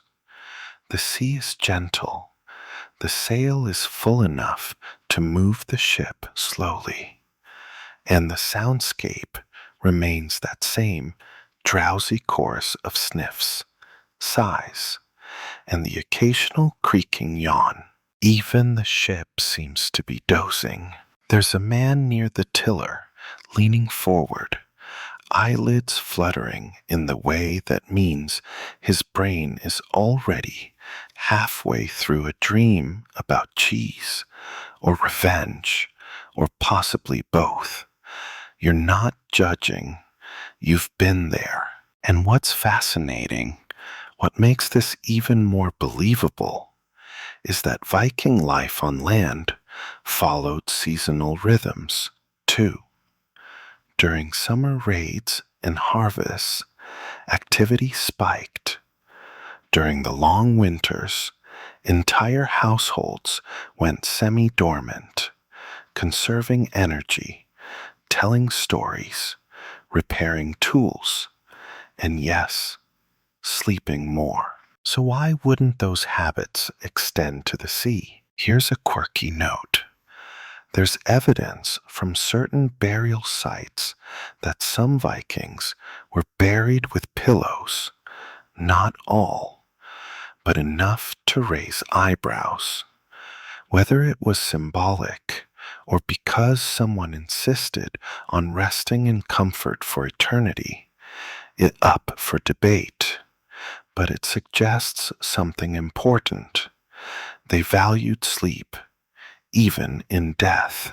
You shift your legs, feeling the stiffness from the plank bench fade as the warmth of the sun soaks through. Your fingers trail along the edge of the deck, where salt has crusted slightly in little white ridges. Even the splinters feel gentle now. Around you, no one talks about what time it is, because it isn't about time. It's about rhythm, the rhythm of breath, of wood, of wind, the rhythm of snoring warriors and drowsy goats, and someone humming very softly in their sleep. You lean back again and close your eyes, knowing you'll wake when your body decides to, when the next shift calls, or the sea changes tone, or perhaps when someone starts frying dried onions in seal fat again. Until then, you'll drift, like the ship, between first sleep and second, between somewhere and nowhere, between then and now. You're warm now, too warm. The sun's decided to overachieve, pushing its way through the once gentle clouds and aiming directly at your face like it's trying to toast you. You peel back a bit of your cloak and squint. The sea is still calm, the longship still rocking, but something smells. Smoky? You sniff. Again. There it is, a faint, unmistakable whiff of wood smoke and something slightly singed. You sit up, slowly. Over near the center of the ship, 3 Vikings are crouched around a small, very controlled fire pit. Wait, fire? On a wooden boat? Oh yes. Welcome to one of the more questionable chapters in Viking maritime innovation. Onboard fire pits, or more accurately, stone-lined hearth boxes, wedged into the safest, sturdiest part of the ship, usually center deck, far from sails, ropes, or anyone especially flammable. You shuffle closer, curious. The fire is barely there. Tiny flames licking over blackened wood, with a small iron pot suspended above, bubbling quietly. One Viking pokes it with a stick. Another sips something from a wooden cup and makes a face that suggests regret and boiled onions. It's not glamorous, but it's warm. And in the chilly damp of an open deck ship, that's reason enough to risk smelling like a burnt sock. Historians still debate the commonality and sanity of these floating fireplaces. Some argue that they were mostly used when ships were docked or pulled ashore. Others insist that with careful construction, a base of sand or stone, a high rim to keep sparks in, they could be used safely at sea in calm weather. There's even a fringe theory that fire pits doubled as light sources during the long Arctic twilight hours, casting soft orange glows across decks where sailors told stories, patched cloaks, or quietly roasted something small and questionably edible. You sit cross-legged, watching the pot steam, and feel the warmth reach your cheeks. It's nice, a quiet luxury, one of the few ways to reclaim some domestic comfort in the middle of an open sea. And here's where things get extra cozy. These fire pits weren't just for food, they were sleep aids. Think about it. After rowing all day or drifting in icy mist, having a heat source meant the difference between tossing uncomfortably and curling up with a warm cup of broth and a half smile. Warmth relaxes muscles, eases joints, lulls the mind. Even a flicker of flame against the wood creates dancing shadows, the kind that slow your thoughts and draw your eye closed without you noticing. One of the warriors dips a ladle into the pot and offers you a sip. It's thick, murky, possibly fish stew, or maybe something more poetic, like North Sea gravy. You nod politely. He shrugs and slurps some himself, then lies back with his hands behind his head. Done for now. Sleep incoming. Beside the fire, someone's drying a pair of mittens on a string, turning them like tiny roast chickens. A woman nearby dozes with her back to the warm stones, boots kicked off, feet tucked beneath a heavy skirt. Steam rises from the pot, curls into the morning air, and vanishes like breath. This, too, is part of Viking life at sea. The slow moments, the smell of wet wool and soup, the odd comfort of heat flickering beneath the sails. No battles, no shouting, just shared warmth on ancient wood. You scoot a little closer to the fire and feel it in your bones. Not hot, just enough. The crackling is soft, sleepy even. The kind of sound that invites eyelids to droop. It fills the space between the creak of ropes and the gentle splash of water, a background hum of survival. You rest your head against a bundled cloak and close your eyes, the fire's glow warming one side of your face. And just before sleep finds you again, you think, if Vikings figured out how to nap beside open flame on a wooden ship, then maybe, just maybe, they understood the art of relaxing better than we give them credit for. You wake to the unmistakable sound of someone arguing over dried fish, not shouting, arguing. There's a difference. It's that low, muttering tone of two people trying to convince each other without waking the rest of the ship. You peek open an eye. Near the prow, a bearded merchant type is gesturing at a bundle of what looks like withered cod.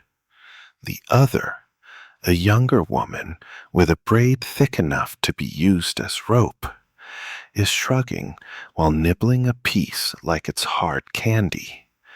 Whatever the disagreement is about, it's clear neither one's in a rush to resolve it. And that's when it hits you. This isn't a raiding voyage. It's a merchant run. Suddenly, the tone of the ship makes sense. The slower pace, the clink of ceramic jars bundled in netting, the extra barrels tied with care instead of just shoved wherever they'll fit. This longship isn't headed to battle. It's headed to barter. And with that shift in purpose comes a shift in tone. You can feel it in the way the crew moves. Slower, less sharp around the edges. This is travel for trade, for errands, for money, and for naps. Because, let's be honest, when you're hauling wool, amber, or a few slightly judgmental goats across the North Sea, there's plenty of time between harbors. And when the weather cooperates, when the sea is still, and the wind carries you just fast enough, not too much, not too little, that's when the ship turns into something else entirely, a floating hostel. People aren't just dozing, they're spreading out. One woman is braiding garlic strings along the railing. Two teenagers are curled back to back under a shared blanket, clearly siblings based on their identical way of snoring with one nostril. Historians have a name for this kind of voyage, the Kaupfahrt, a trade journey, often across coasts and cultures. These trips could last weeks, involving multiple stops, loads of cargo, and plenty of social downtime. And here's the fun part. Many of these merchant ships weren't crewed by hardened warriors. They were family groups, craftspeople, apprentices, folks who knew how to swing a sword, sure, but preferred swinging deals instead. The kind of people who packed extra socks, a few chess pieces, and, if they were lucky, a pillow made from woven horsehair. You lean back, taking in the soundscape. No chance, no oars, just the lapping of the sea and the low murmur of travelers trying to decide whether now is a good time to open the jar of pickled onions. There's even someone reading. Well, reciting. An older man with a soft voice and a scroll half unrolled in his lap, speaking low and slow, like bedtime stories for people who haven't seen land in 4 days. Another shift of the wind. The sail tugs forward gently, and the ship creaks in response. It's like a dog stretching in its sleep, lazy, content, well fed. And you're starting to understand this, too, was Viking life. Not just the plundering, not just the myths, but the slow days in between. The mundane, magical floating hours where time didn't matter and sleep came in waves just like the sea. Some scholars even suggest that these voyages were social spaces, that deals were made over shared meals, marriages arranged mid-voyage, poems traded in return for firewood or dried fruit. The ship became a community, small, floating, half asleep, but somehow still functioning. You sit up just enough to see what's cooking near the little hearth you spotted earlier. It's fish again, but someone's added wild herbs, and it actually smells okay, possibly even edible. The arguing pair have stopped now. They're sharing the last piece of cod in silence. Not happy, not mad, just resigned to the rhythms of ship life, where conflict doesn't last longer than the food. You close your eyes again, letting the warmth of the sun settle back onto your skin. Your body shifts instinctively to the gentle rock of the ship, as if you've always known how to sync with it. This floating dorm, this hostel of driftwood and ambition, keeps you safe, not in the way of walls or locks, but through rhythm, trust, shared exhaustion, and the understanding that when there's nothing urgent to do, sleeping is just as noble as steering. So go ahead, let the sea take you. Merchant or not, you've earned the rest. You're half asleep again, tucked into your favorite corner of the bench, when a muffled thump startles your eyelids open. Not the loud kind, just the soft, familiar thunk of wood against wood. You glance down.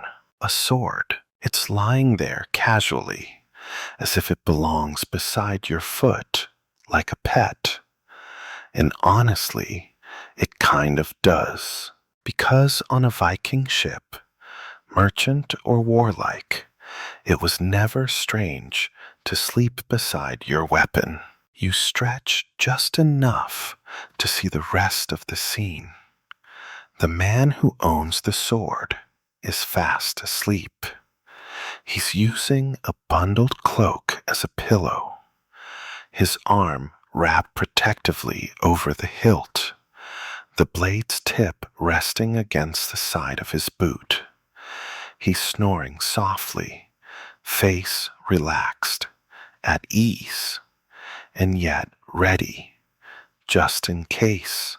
Sleeping beside a sword wasn't about paranoia. It was about preparedness. After all, you never knew when a sudden storm, enemy ship, or surprise bear, long story, might demand your immediate attention. Historians agree that Viking warriors kept their weapons close, even in moments of rest. Not just swords, but axes, sea axes, and spears. Some wrapped the hilts in cloth so they wouldn't chafe against skin while sleeping. Others wedged them under benches or strapped them across their chests, like a security blanket with a blade. You've heard the theory before, that for many Vikings, their weapon wasn't just a tool. It was an extension of their identity, a named companion, a marker of their family or clan. Losing it would be like losing part of yourself. And so, it stayed close, even during sleep. There's one account from a saga in which a young warrior refused to nap unless his sword was positioned eye level and edge out, so he'd spot any thief or spirit looking to borrow it. Whether that worked or just made it easier to kick someone by accident is unclear. You glance around now and notice more steel tucked into wool and fur, axes resting beside sleeping backs, knives half hidden in boots. A spear leaned gently against the mast, its point draped with someone's sock, for reasons you're too polite to question. And here's where it gets delightfully human. The weapons aren't positioned like threats. They're just there, familiar, like umbrellas in a rainy city or phones on nightstands. Tools of daily life. That's not to say Viking sleep was paranoia-free. Far from it, especially during tense voyages or in hostile waters. Someone was always awake, keeping watch, listening. But even they had their weapon nearby, likely gripped in one hand while the other hovered over a mug of something warm. A fringe theory from a scholar of medieval Scandinavian body language. Yes, that's a thing. Posits that sleeping with your weapon visible was also social communication. A way to say, I trust you, but I'm also very much still dangerous, which is honestly a vibe. You reach out and gently nudge the sword with your foot. It doesn't move far. It's heavier than it looks. The metal cold, even now, absorbing the sea air and the morning light. You feel a strange respect for it. Not fear, just awareness. The man sleeping beside it shifts, mumbling something about ale and ducks.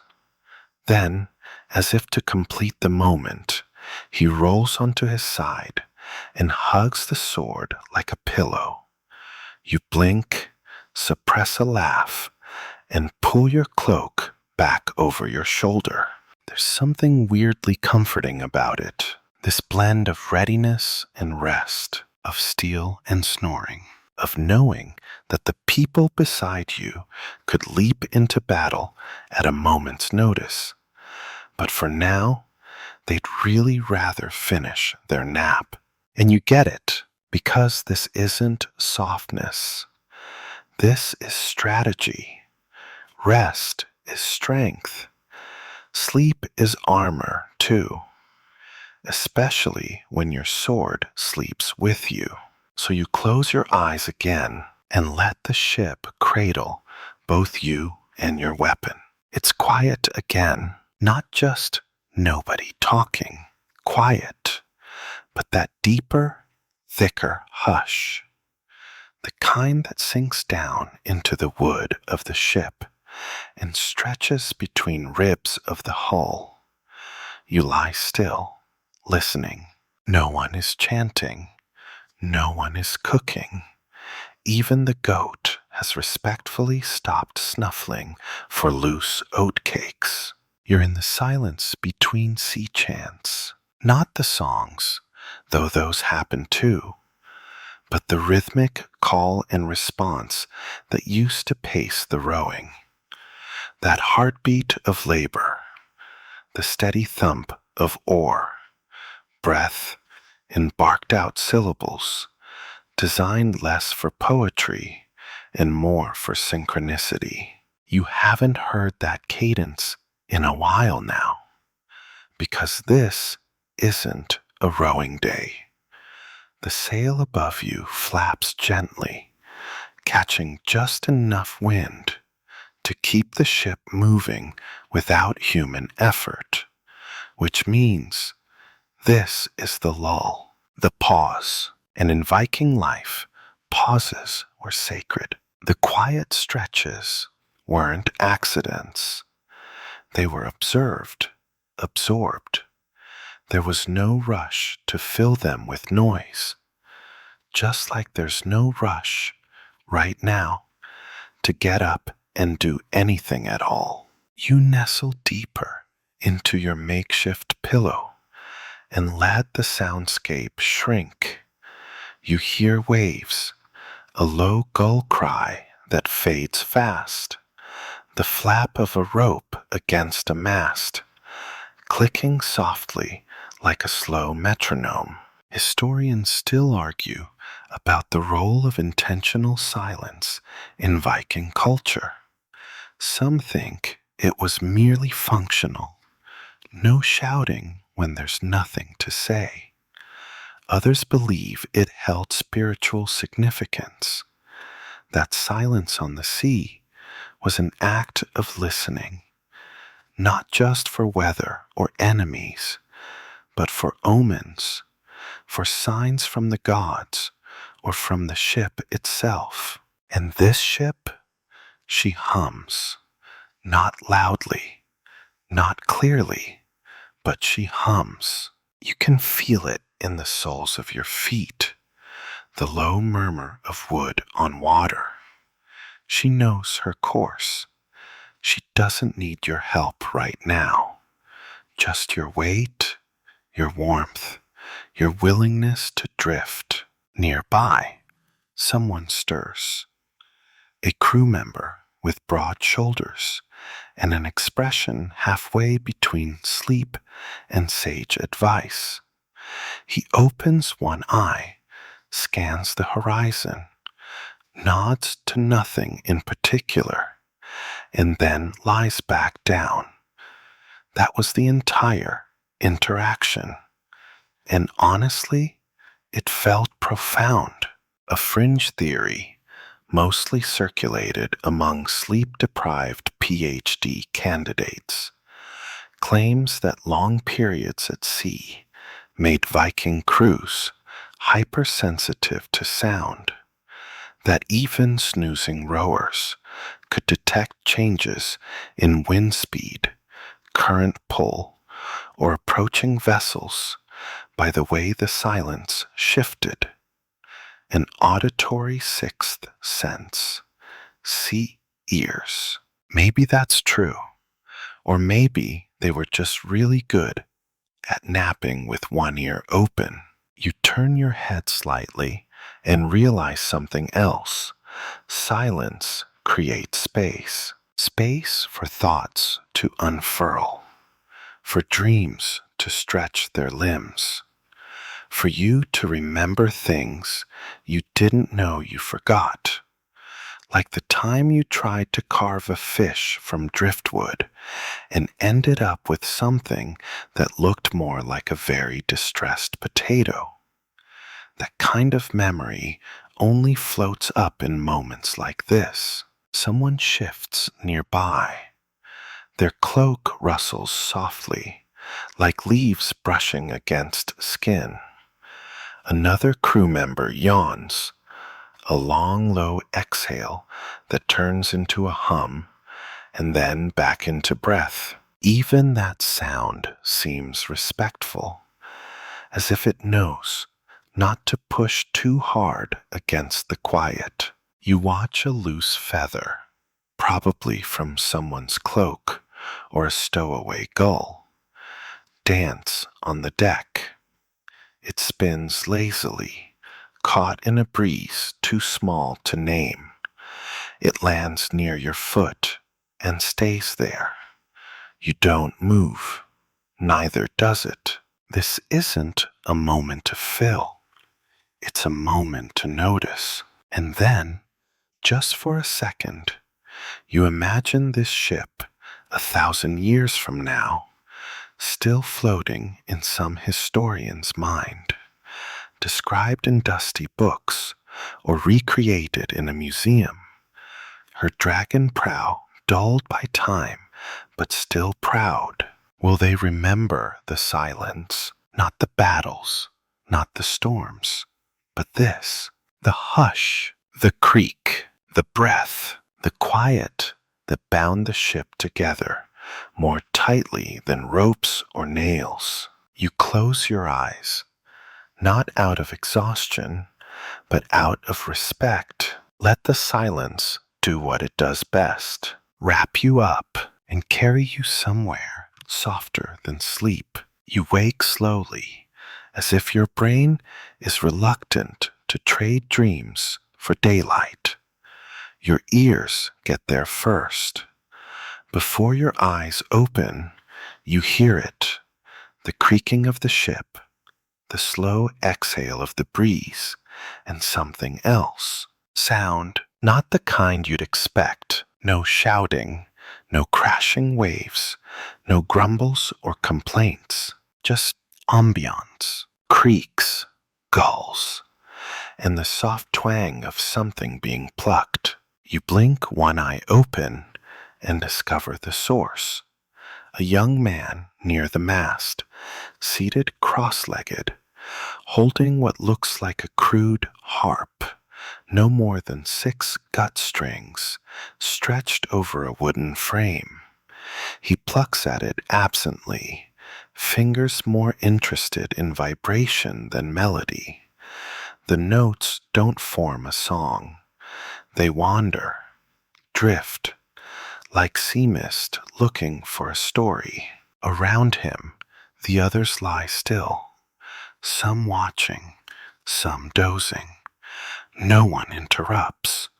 The music is thin, hesitant, like it's unsure whether it should exist at all. But it does, and it's beautiful. Viking ships didn't come with radios or playlists, but they came with rhythm, sounds that carried across the deck in waves, layering over each other like wool and salt and time.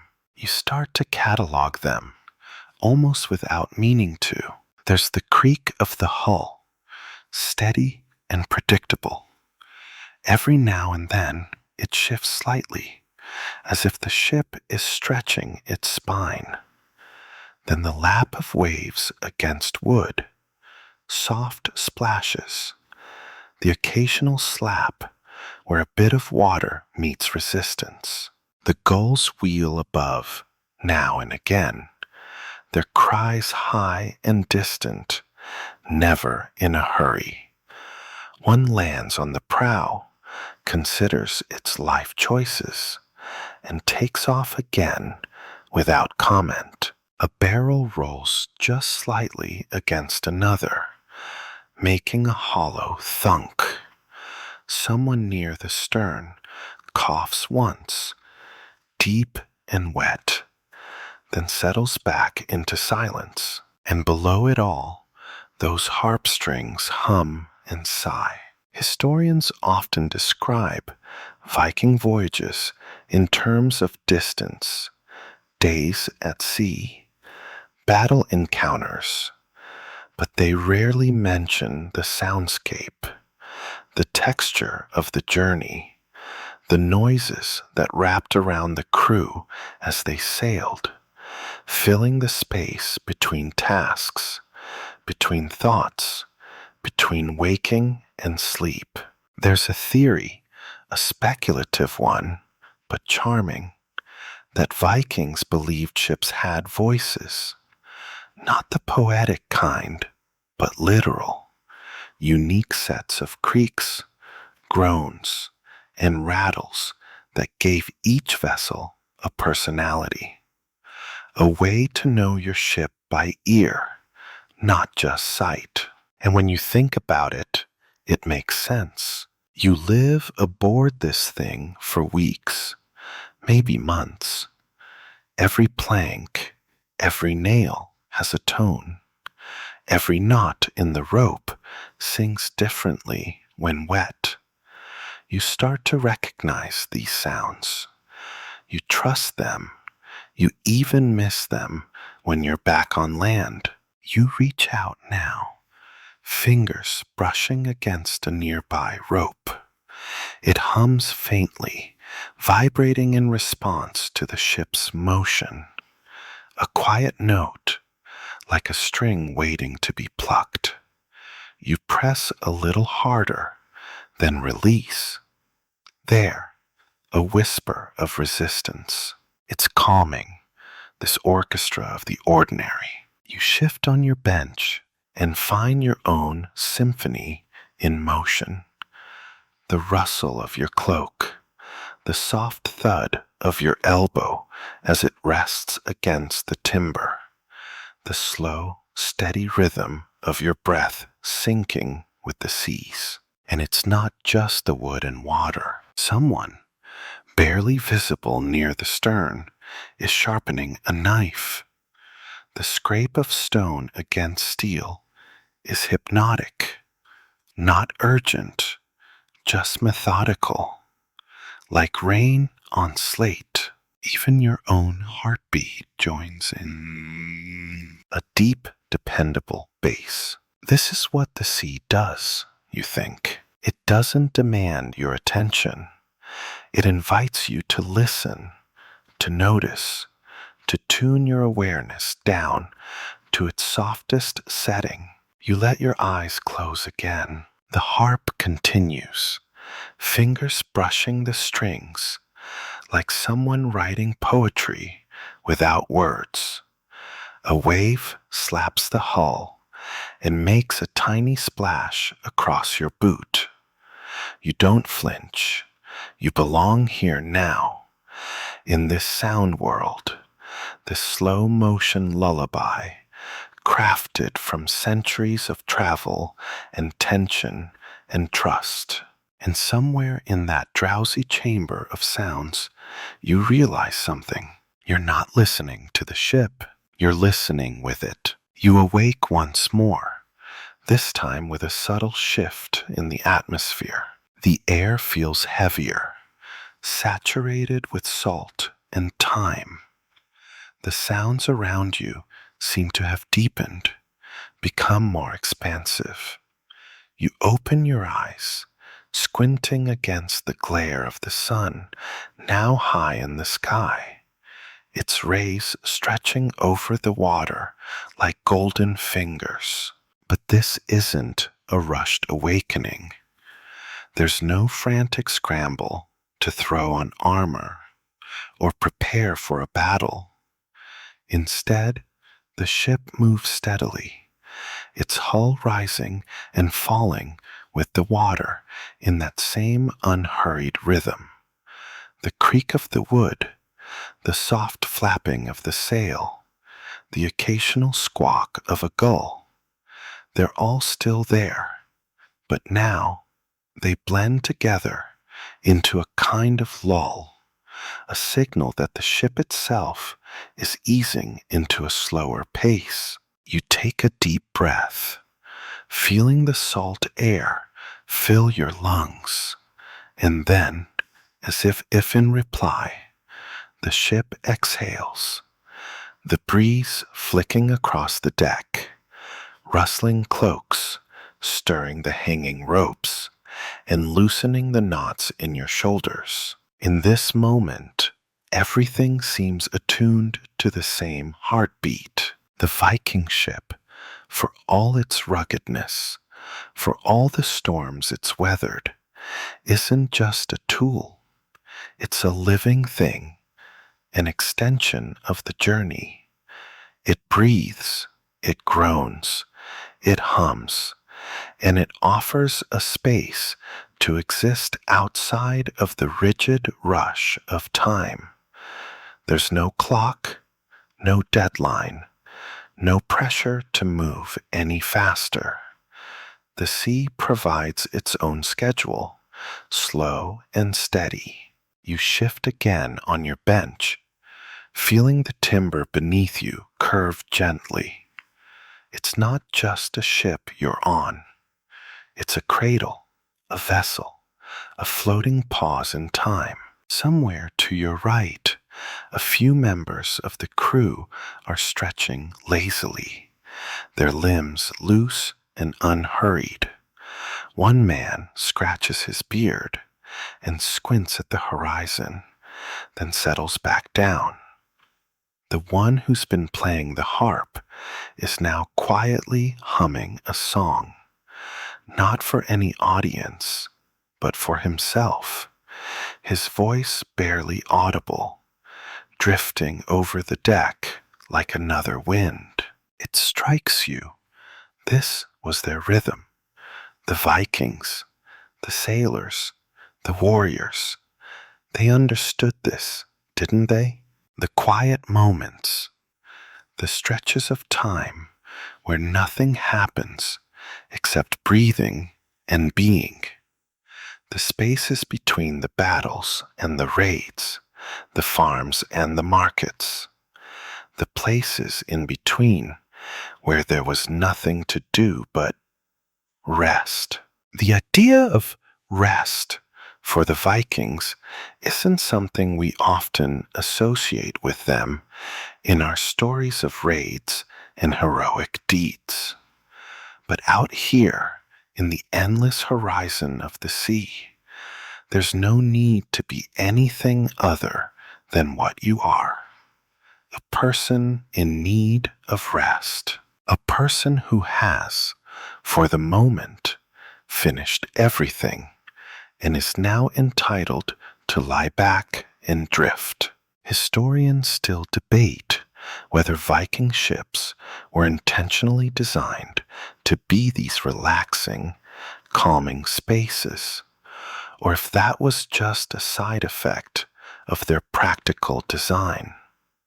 But when you consider the architecture, the gently sloping hull, the low spacious decks, the wide benches, you start to think there was intention behind it, that maybe, somewhere in their minds, the shipbuilders knew what it would feel like to let the sea do the hard work. You begin to notice the small ways the ship cradles the crew. The ropes, stretched so neatly, are more than just lines to pull. They create patterns, guide the eye, organize space in a way that suggests peace. The oars, once used in the frantic work of rowing, now rest, quiet and still, their blades half submerged in the water. Even the masts are leaning slightly, resting. This is a ship built not just to conquer, but to carry, to bear the weight of both the journey and the body, to let the world pass by without urgency, without force. And now, in this pause, you let yourself sink deeper into the moment. Your breathing slows. Your eyelids grow heavier. This is rest. This is Viking sleep. It's not just a lack of action. It's a quiet rebellion against the modern world's demands to keep moving, keep striving, keep pushing. You let the world drift by as you drift with it, finding comfort not in a specific place or goal, but in the motion itself. And as your eyes close again, the ship becomes part of your breath, the waves part of your thoughts, the sky part of your dreams. This is where you belong. In the pause, you float in and out of wakefulness, barely aware of the passing minutes. The ship is still rocking, still swaying with the gentle rhythm of the sea. It's like the world has been turned down to a whisper, and you're caught in the middle of it, letting the flow of time move around you without resistance. The sun, now higher in the sky, casts long shadows across the deck, slanting just enough to remind you that the world outside is still turning. The shadows stretch lazily, as if they, too, are stretching in this rare moment of stillness. You take a slow breath, inhaling the sea air, salty, fresh, and calming. The wind has picked up a little, just enough to fill the sail and shift the ship's course ever so slightly. Not that it matters. The ship moves at its own pace, and for now, so do you. The crew has mostly fallen silent. Even the youngest members, those who were once so full of chatter and jokes, now seem to understand the value of this quiet time. A few of them nap under their cloaks, curled up with their heads resting against barrels, their breathing slow and steady. Others are stretched out, half lying on the deck, their faces turned toward the sky, letting the warmth of the sun soak into their skin. It's a strange kind of peace. In another life, another time, this might be the kind of moment you would only experience after years of toil and hardship. But here, in the middle of the sea, with no place to be but this moment, it feels like something simple and profound all at once. It's a collective, shared silence, a pause that you realize might be more meaningful than anything else. The ship continues its slow drift. The oars are still, resting against the hull, and there's nothing to do but let the sea guide them. It's a feeling that settles deep in your chest, a sense of surrender to the movement of the world. You don't have to fight it. You don't have to force it. You think of the long hours that have passed on this journey, hours filled with rowing, with work, with purpose. And yet, here you are, in a moment that feels like its own kind of reward. Not a goal to reach, not a battle to win, but just the act of being, just the act of moving with the ship, with the waves, with the wind. There's a quiet dignity in that, in surrendering to the motion, to the rest. Historians talk about the Viking ethos, their battles, their fierce independence, their endless pursuit of glory. But there's something else in this culture, something less celebrated, the ability to pause, to rest, to listen to the world around them and let it speak. You close your eyes again, letting the rocking of the ship lull you back into a light doze. The sounds around you, distant voices, the occasional creak of wood, the soft lapping of water, blend together into a soft, almost imperceptible hum. You think, briefly, about the world beyond the ship, the land, the villages, the mountains. But that's for later. For now, you're content to be here, on this floating world of wood and rope, held by the rhythm of the sea. And as your breath deepens, and the ship's gentle sway cradles you once more, you let yourself drift again, just as the ship does, just as the crew does. This is the Viking way of rest. No hurry, no agenda, just the stillness in between. Time passes, but not in any way you're accustomed to. On this ship, time doesn't push you. It doesn't tug. It simply floats along, a silent current you follow when you choose to. You close your eyes again, still lulled by the rhythms of the sea, the warmth of the sun, and the collective quiet that blankets the crew. The sounds are the same, the quiet creak of the ship as it dips and rises, the distant call of a seabird, the slight whisper of a breeze. Everything feels unhurried. And in this unhurried space, you realize something else. Here, you aren't just drifting physically, you're drifting mentally too. The sharp edges of worry, of urgency, of everything waiting for you, those things blur and fade into the water. You might have heard this idea before, that the Vikings were always busy, that they were always in motion, always on the move.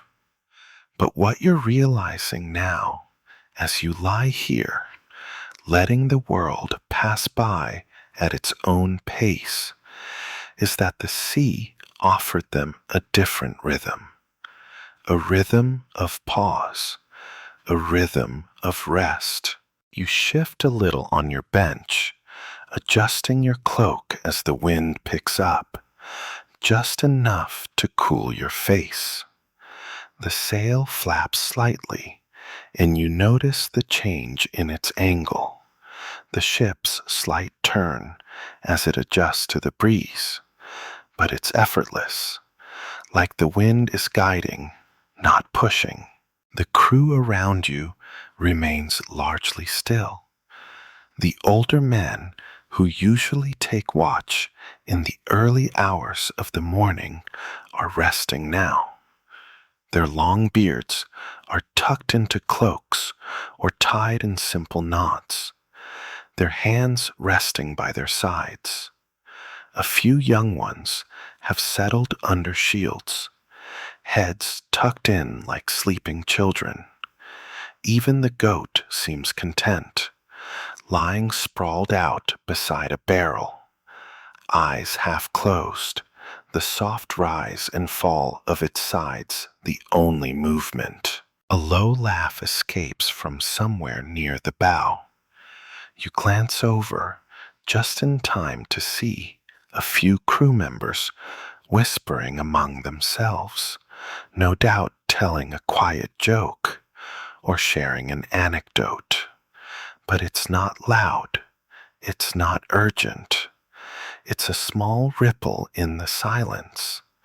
And just like that, the moment is peaceful again, as if the ship herself has decided that any conversation that happens here must follow the rhythm of the sea. One of the crew members hums a soft tune, the melody low and slow, as though he's half dreaming.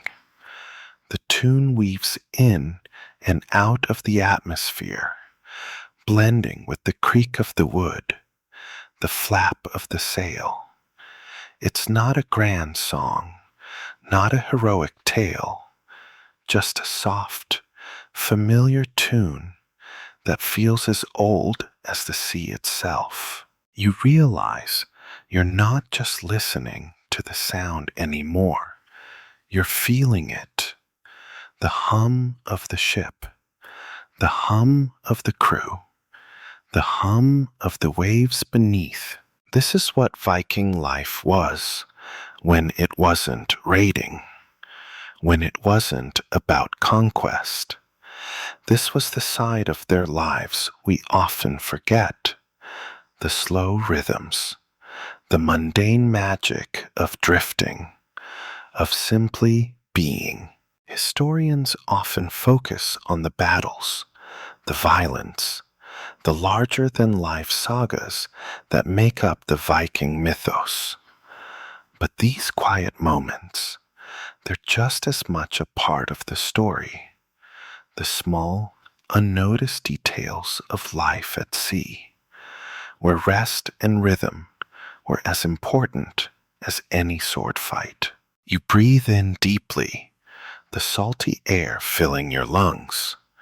For a moment, it seems as though everything in the world is at rest. Even the ship, though she moves, is at peace. This isn't a race. There's no finish line.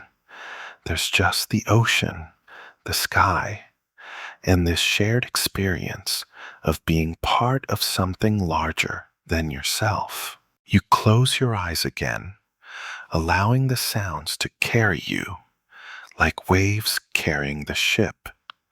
There's nothing more to do but listen, breathe, and exist in this moment. It's all you need. The ship hums softly, gently, and you let the sea take you. You drift, not fully asleep, but not fully awake either. A perfect balance, like the ship is holding you in a suspended moment. The soft rise and fall of the hull, the occasional sigh from a tired crew member, and the creak of the mast. Everything feels aligned with the beat of the sea. A few more voices stir, low and gentle. Someone asks if there's any dried fruit left. Someone else responds with an exaggerated sigh, a quiet joke about running out of snacks. Laughter, muted and tired, ripples across the deck. Not a conversation to be remembered, just an exchange to fill the space, to keep the rhythm going. And that's when you realize this is what the ship is doing for you. It's filling the space. It's creating a rhythm you didn't even know you needed. The motion of the sea, the hum of the boat, the sounds of your fellow travelers. These aren't just passive things. They're part of the experience, shaping your time here as much as any oar or sail ever could. You let your mind wander. A sailor's life on a Viking ship wasn't just about the grand moments, the raids, the voyages to strange lands, the battles. It was about the day-to-day, the quiet stretches, the waiting, the resting. You think of the vast distances they must have traveled, the quiet days that followed the chaotic nights, days spent under the low sun, with only the water to keep them company, days when you didn't need to fight to make time pass. It passed on its own, naturally, in the way only a ship could make it do. The horizon ahead is still empty, a vast line that never seems to change, and yet somehow always promises something new. You know the land is there somewhere, just out of sight. Maybe it's not your land. Maybe it's a place where you've never been, but it's still coming, eventually, and the ship will carry you there, slowly, quietly. You feel it in your bones. The ship knows her course, and she knows you're on it, too. Around you, the crew is starting to wake more fully. A few stretch and sit up, adjusting their cloaks and rubbing sleep from their eyes. They're not rushing. They're not moving quickly. They're just stretching, just easing into the morning, the way you might if you'd woken from a nap in a cozy room. The sense of purpose is still there.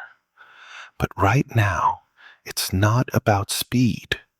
It's not about making it to the next island. It's about making sure the boat doesn't tip over, making sure everyone is comfortable, making sure everyone knows it's okay to rest, to breathe, to be in this quiet space, even as they move forward. You notice someone quietly adjusting the ropes near the stern. his fingers working with a familiar ease, no tension in his movements. Another crew member walks by, a flask in hand, offering a soft smile before continuing on their way. It's simple, it's ordinary, but that's the beauty of it. You begin to notice how the mundane things have become the sacred things, the routine tasks, the shared moments of silence. They're not interruptions, they're part of the ritual. The sail flaps lazily, catching a slight gust of wind. The oars, now mostly still, shift gently with the movement of the boat. You hear the faintest sound of wood against water as the ship glides forward. You think about how long this journey has been. How many hours have blurred into days, and how the days have blurred into a feeling. This feeling of not needing to hurry, of not needing to prove anything, just being. And for the first time in what feels like forever, you realize how good it feels to have nowhere to be but here. No rush, no demand, no urgency, just the sea, the ship, and the gentle pull of time moving forward, whether you're ready for it or not. You take another deep breath, letting the air fill your lungs, the salt of it settling in your chest like it belongs there. For a moment, you let everything fade away. The sounds, the movement, the quiet laughter. This is enough. You don't need anything else. Not right now. As you lie there, half dozing, you can't help but feel a sense of quiet belonging. The ship continues to glide over the sea, carving its path through the soft waves. It moves almost as if it knows where it's headed, as if the journey itself is just as important as the destination. The crew is gradually waking up now, stretching and shifting on their benches, but there's no rush. There's no hurry to get anything done, and the calmness of the morning hangs over everything like a blanket. You hear the soft sound of someone adjusting a cloak, the occasional murmur of a crew member quietly talking to another, and the unmistakable sound of boots scuffing against wood as a sailor stands up and stretches, letting out a groan as his joints crack from the long hours of rest. The air around you is cooler now, with the wind carrying the scent of salt water and fresh mist. The smell of fish is still there, but it's no longer as strong, fading into the background as the sea breathes. You feel it in your bones, the energy of a crew, waking not in the frantic rush of battle or the hurried demands of land, but in the slow, deliberate pace of someone who understands the value of taking their time, who knows that moving too quickly would only disrupt the harmony of the ship's rhythm. It's almost as if time has stopped, but in a way that's comforting. The quiet, rhythmic movements of the ship, the crew, the waves, it's all part of the dance of this journey. Every motion is deliberate, every pause measured. The natural world around you has its own pace, and you're learning to move with it, to not fight against it. You close your eyes again, listening to the gentle sound of the ship's creaks and groans as it continues to glide through the water. It's a slow pace, but one that feels intentional.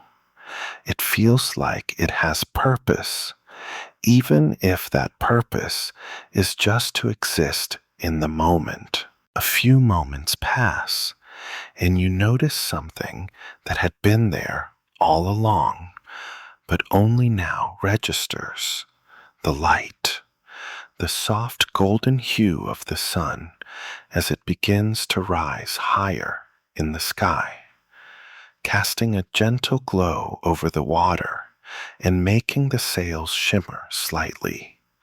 It's not harsh or blinding, just the kind of light that nudges you awake without jarring you. The same kind of light that lets the sea show off its endless shades of blue and gray.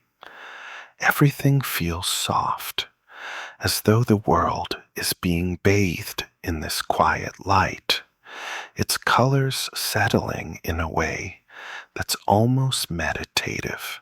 The ship seems to carry that same lightness, moving through the day with the quiet grace of something that knows exactly where it's going, but isn't in any rush to get there. And for a moment, you think maybe that's the secret of it all. The way the ship moves, the way the crew moves, the way the sea moves. It's not about speed. It's about being present, about letting the current take you where it will, without fighting against it. Around you, the crew has settled into their rhythms, each one finding their place in the stillness. Some lean back on their benches, eyes half closed, letting the ship's motion rock them gently. Others are more active, checking the ropes, adjusting the sail, but their movements are slow, deliberate. There's no frenzy, no rushing to get things done, just the quiet task of living in the moment. It's a luxury, you think, a luxury to simply be, to rest, to breathe, and to trust that the world will move forward, even when you don't try to force it. The ship knows, the sea knows, and you're learning to know, too. You let yourself drift again, not worried about time, not worried about anything at all. The sound of the waves, the creaking of the ship, the soft murmur of voices, all of it blends together in a lullaby, a gentle rhythm that carries you deeper into the quiet. The world moves, but you move with it, slow and steady. And as your breath deepens and the ship continues to glide over the water, you realize that this moment, this pause, is just as much a part of the journey as anything that came before it. And maybe, in some ways, it's the most important part. The quiet is almost complete now. The kind of stillness you only find when everyone aboard understands the beauty of a moment unbroken.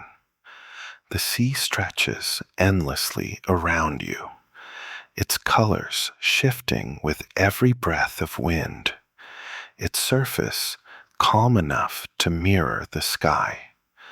The ship moves, but its motion is barely perceptible now, as if the world has slowed down just to let this time be. You shift slightly, just enough to stretch your legs, and feel the creak of the deck beneath you.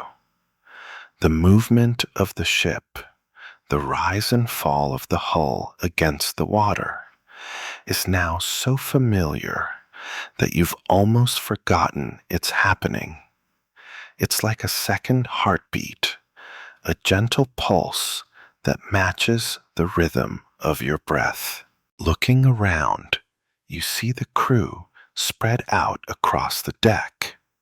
Some are still lying down, faces half hidden beneath their cloaks, eyes closed, drifting in the same sleepy current that seems to flow through everything. Others are more awake, but even their movements are slow and purposeful. There's no rush. There's no need for it. In a way, you realize you're all part of this larger rhythm, not just the ship, not just the sea, but this collective sense of purpose and rest. Each person here has their role to play, but at the same time, everyone knows how to stop, how to let go of the things that usually push them forward. The sun climbs higher in the sky, its light softer now, less intense than it was earlier.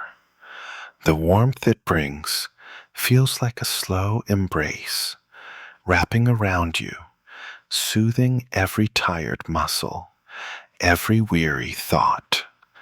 The deck is warm beneath you, but not too hot, just the right amount of heat to keep you comfortable as you lie there, letting the world move around you. The crew is quieter now, more content in their silence. There's no need for chatter, no need to fill the air with anything except the natural sounds of the ship, the soft slap of water against the hull, the occasional sigh of the sails shifting in the breeze, the rhythmic creak of wood. These sounds are like an invisible thread connecting everyone aboard, binding them together in a shared moment of peace. You let your eyes drift closed again, not in sleep, but in acceptance. You've come to realize that this is enough. The ship is carrying you forward, but it's not just about the destination. It's about the journey itself and the moments in between. The moments of quiet, the moments of rest. They matter just as much as the times when you're rowing or steering or navigating through a storm. You take a slow breath and let the air fill your lungs. The sea has a way of doing that. It doesn't rush you. It doesn't force anything. It simply is. And in its stillness, in its endless horizon, you find a kind of peace. You wonder briefly if the Vikings knew this too, if they understood that the journey was as important as the destination. Maybe they didn't just sail across the seas to find new lands or claim riches. Maybe, just maybe, they sailed to find moments like this, the stillness, the quiet, the pause between one task and the next, the simple joy of being on the water, moving through the world without the weight of time pressing down on you. The sound of the ship's creak becomes more pronounced, a soft lullaby that pulls you deeper into the moment. The world is vast, and yet, in this tiny space on the ship, you are perfectly content. You are moving through it, but not against it. You are part of it. As you settle deeper into the bench, the warmth of the sun on your face and the steady motion of the ship beneath you, you finally let go of the tension you didn't even realize you were carrying. The world slows just enough for you to feel it. The ship slows, the sea slows, and for this brief moment, there's no need to hurry. You breathe in again, letting the calmness of the moment fill your chest. The ship moves forward, the crew rests, and you drift, completely and utterly content. Now you can sleep if you want. Now you can rest. And that's enough.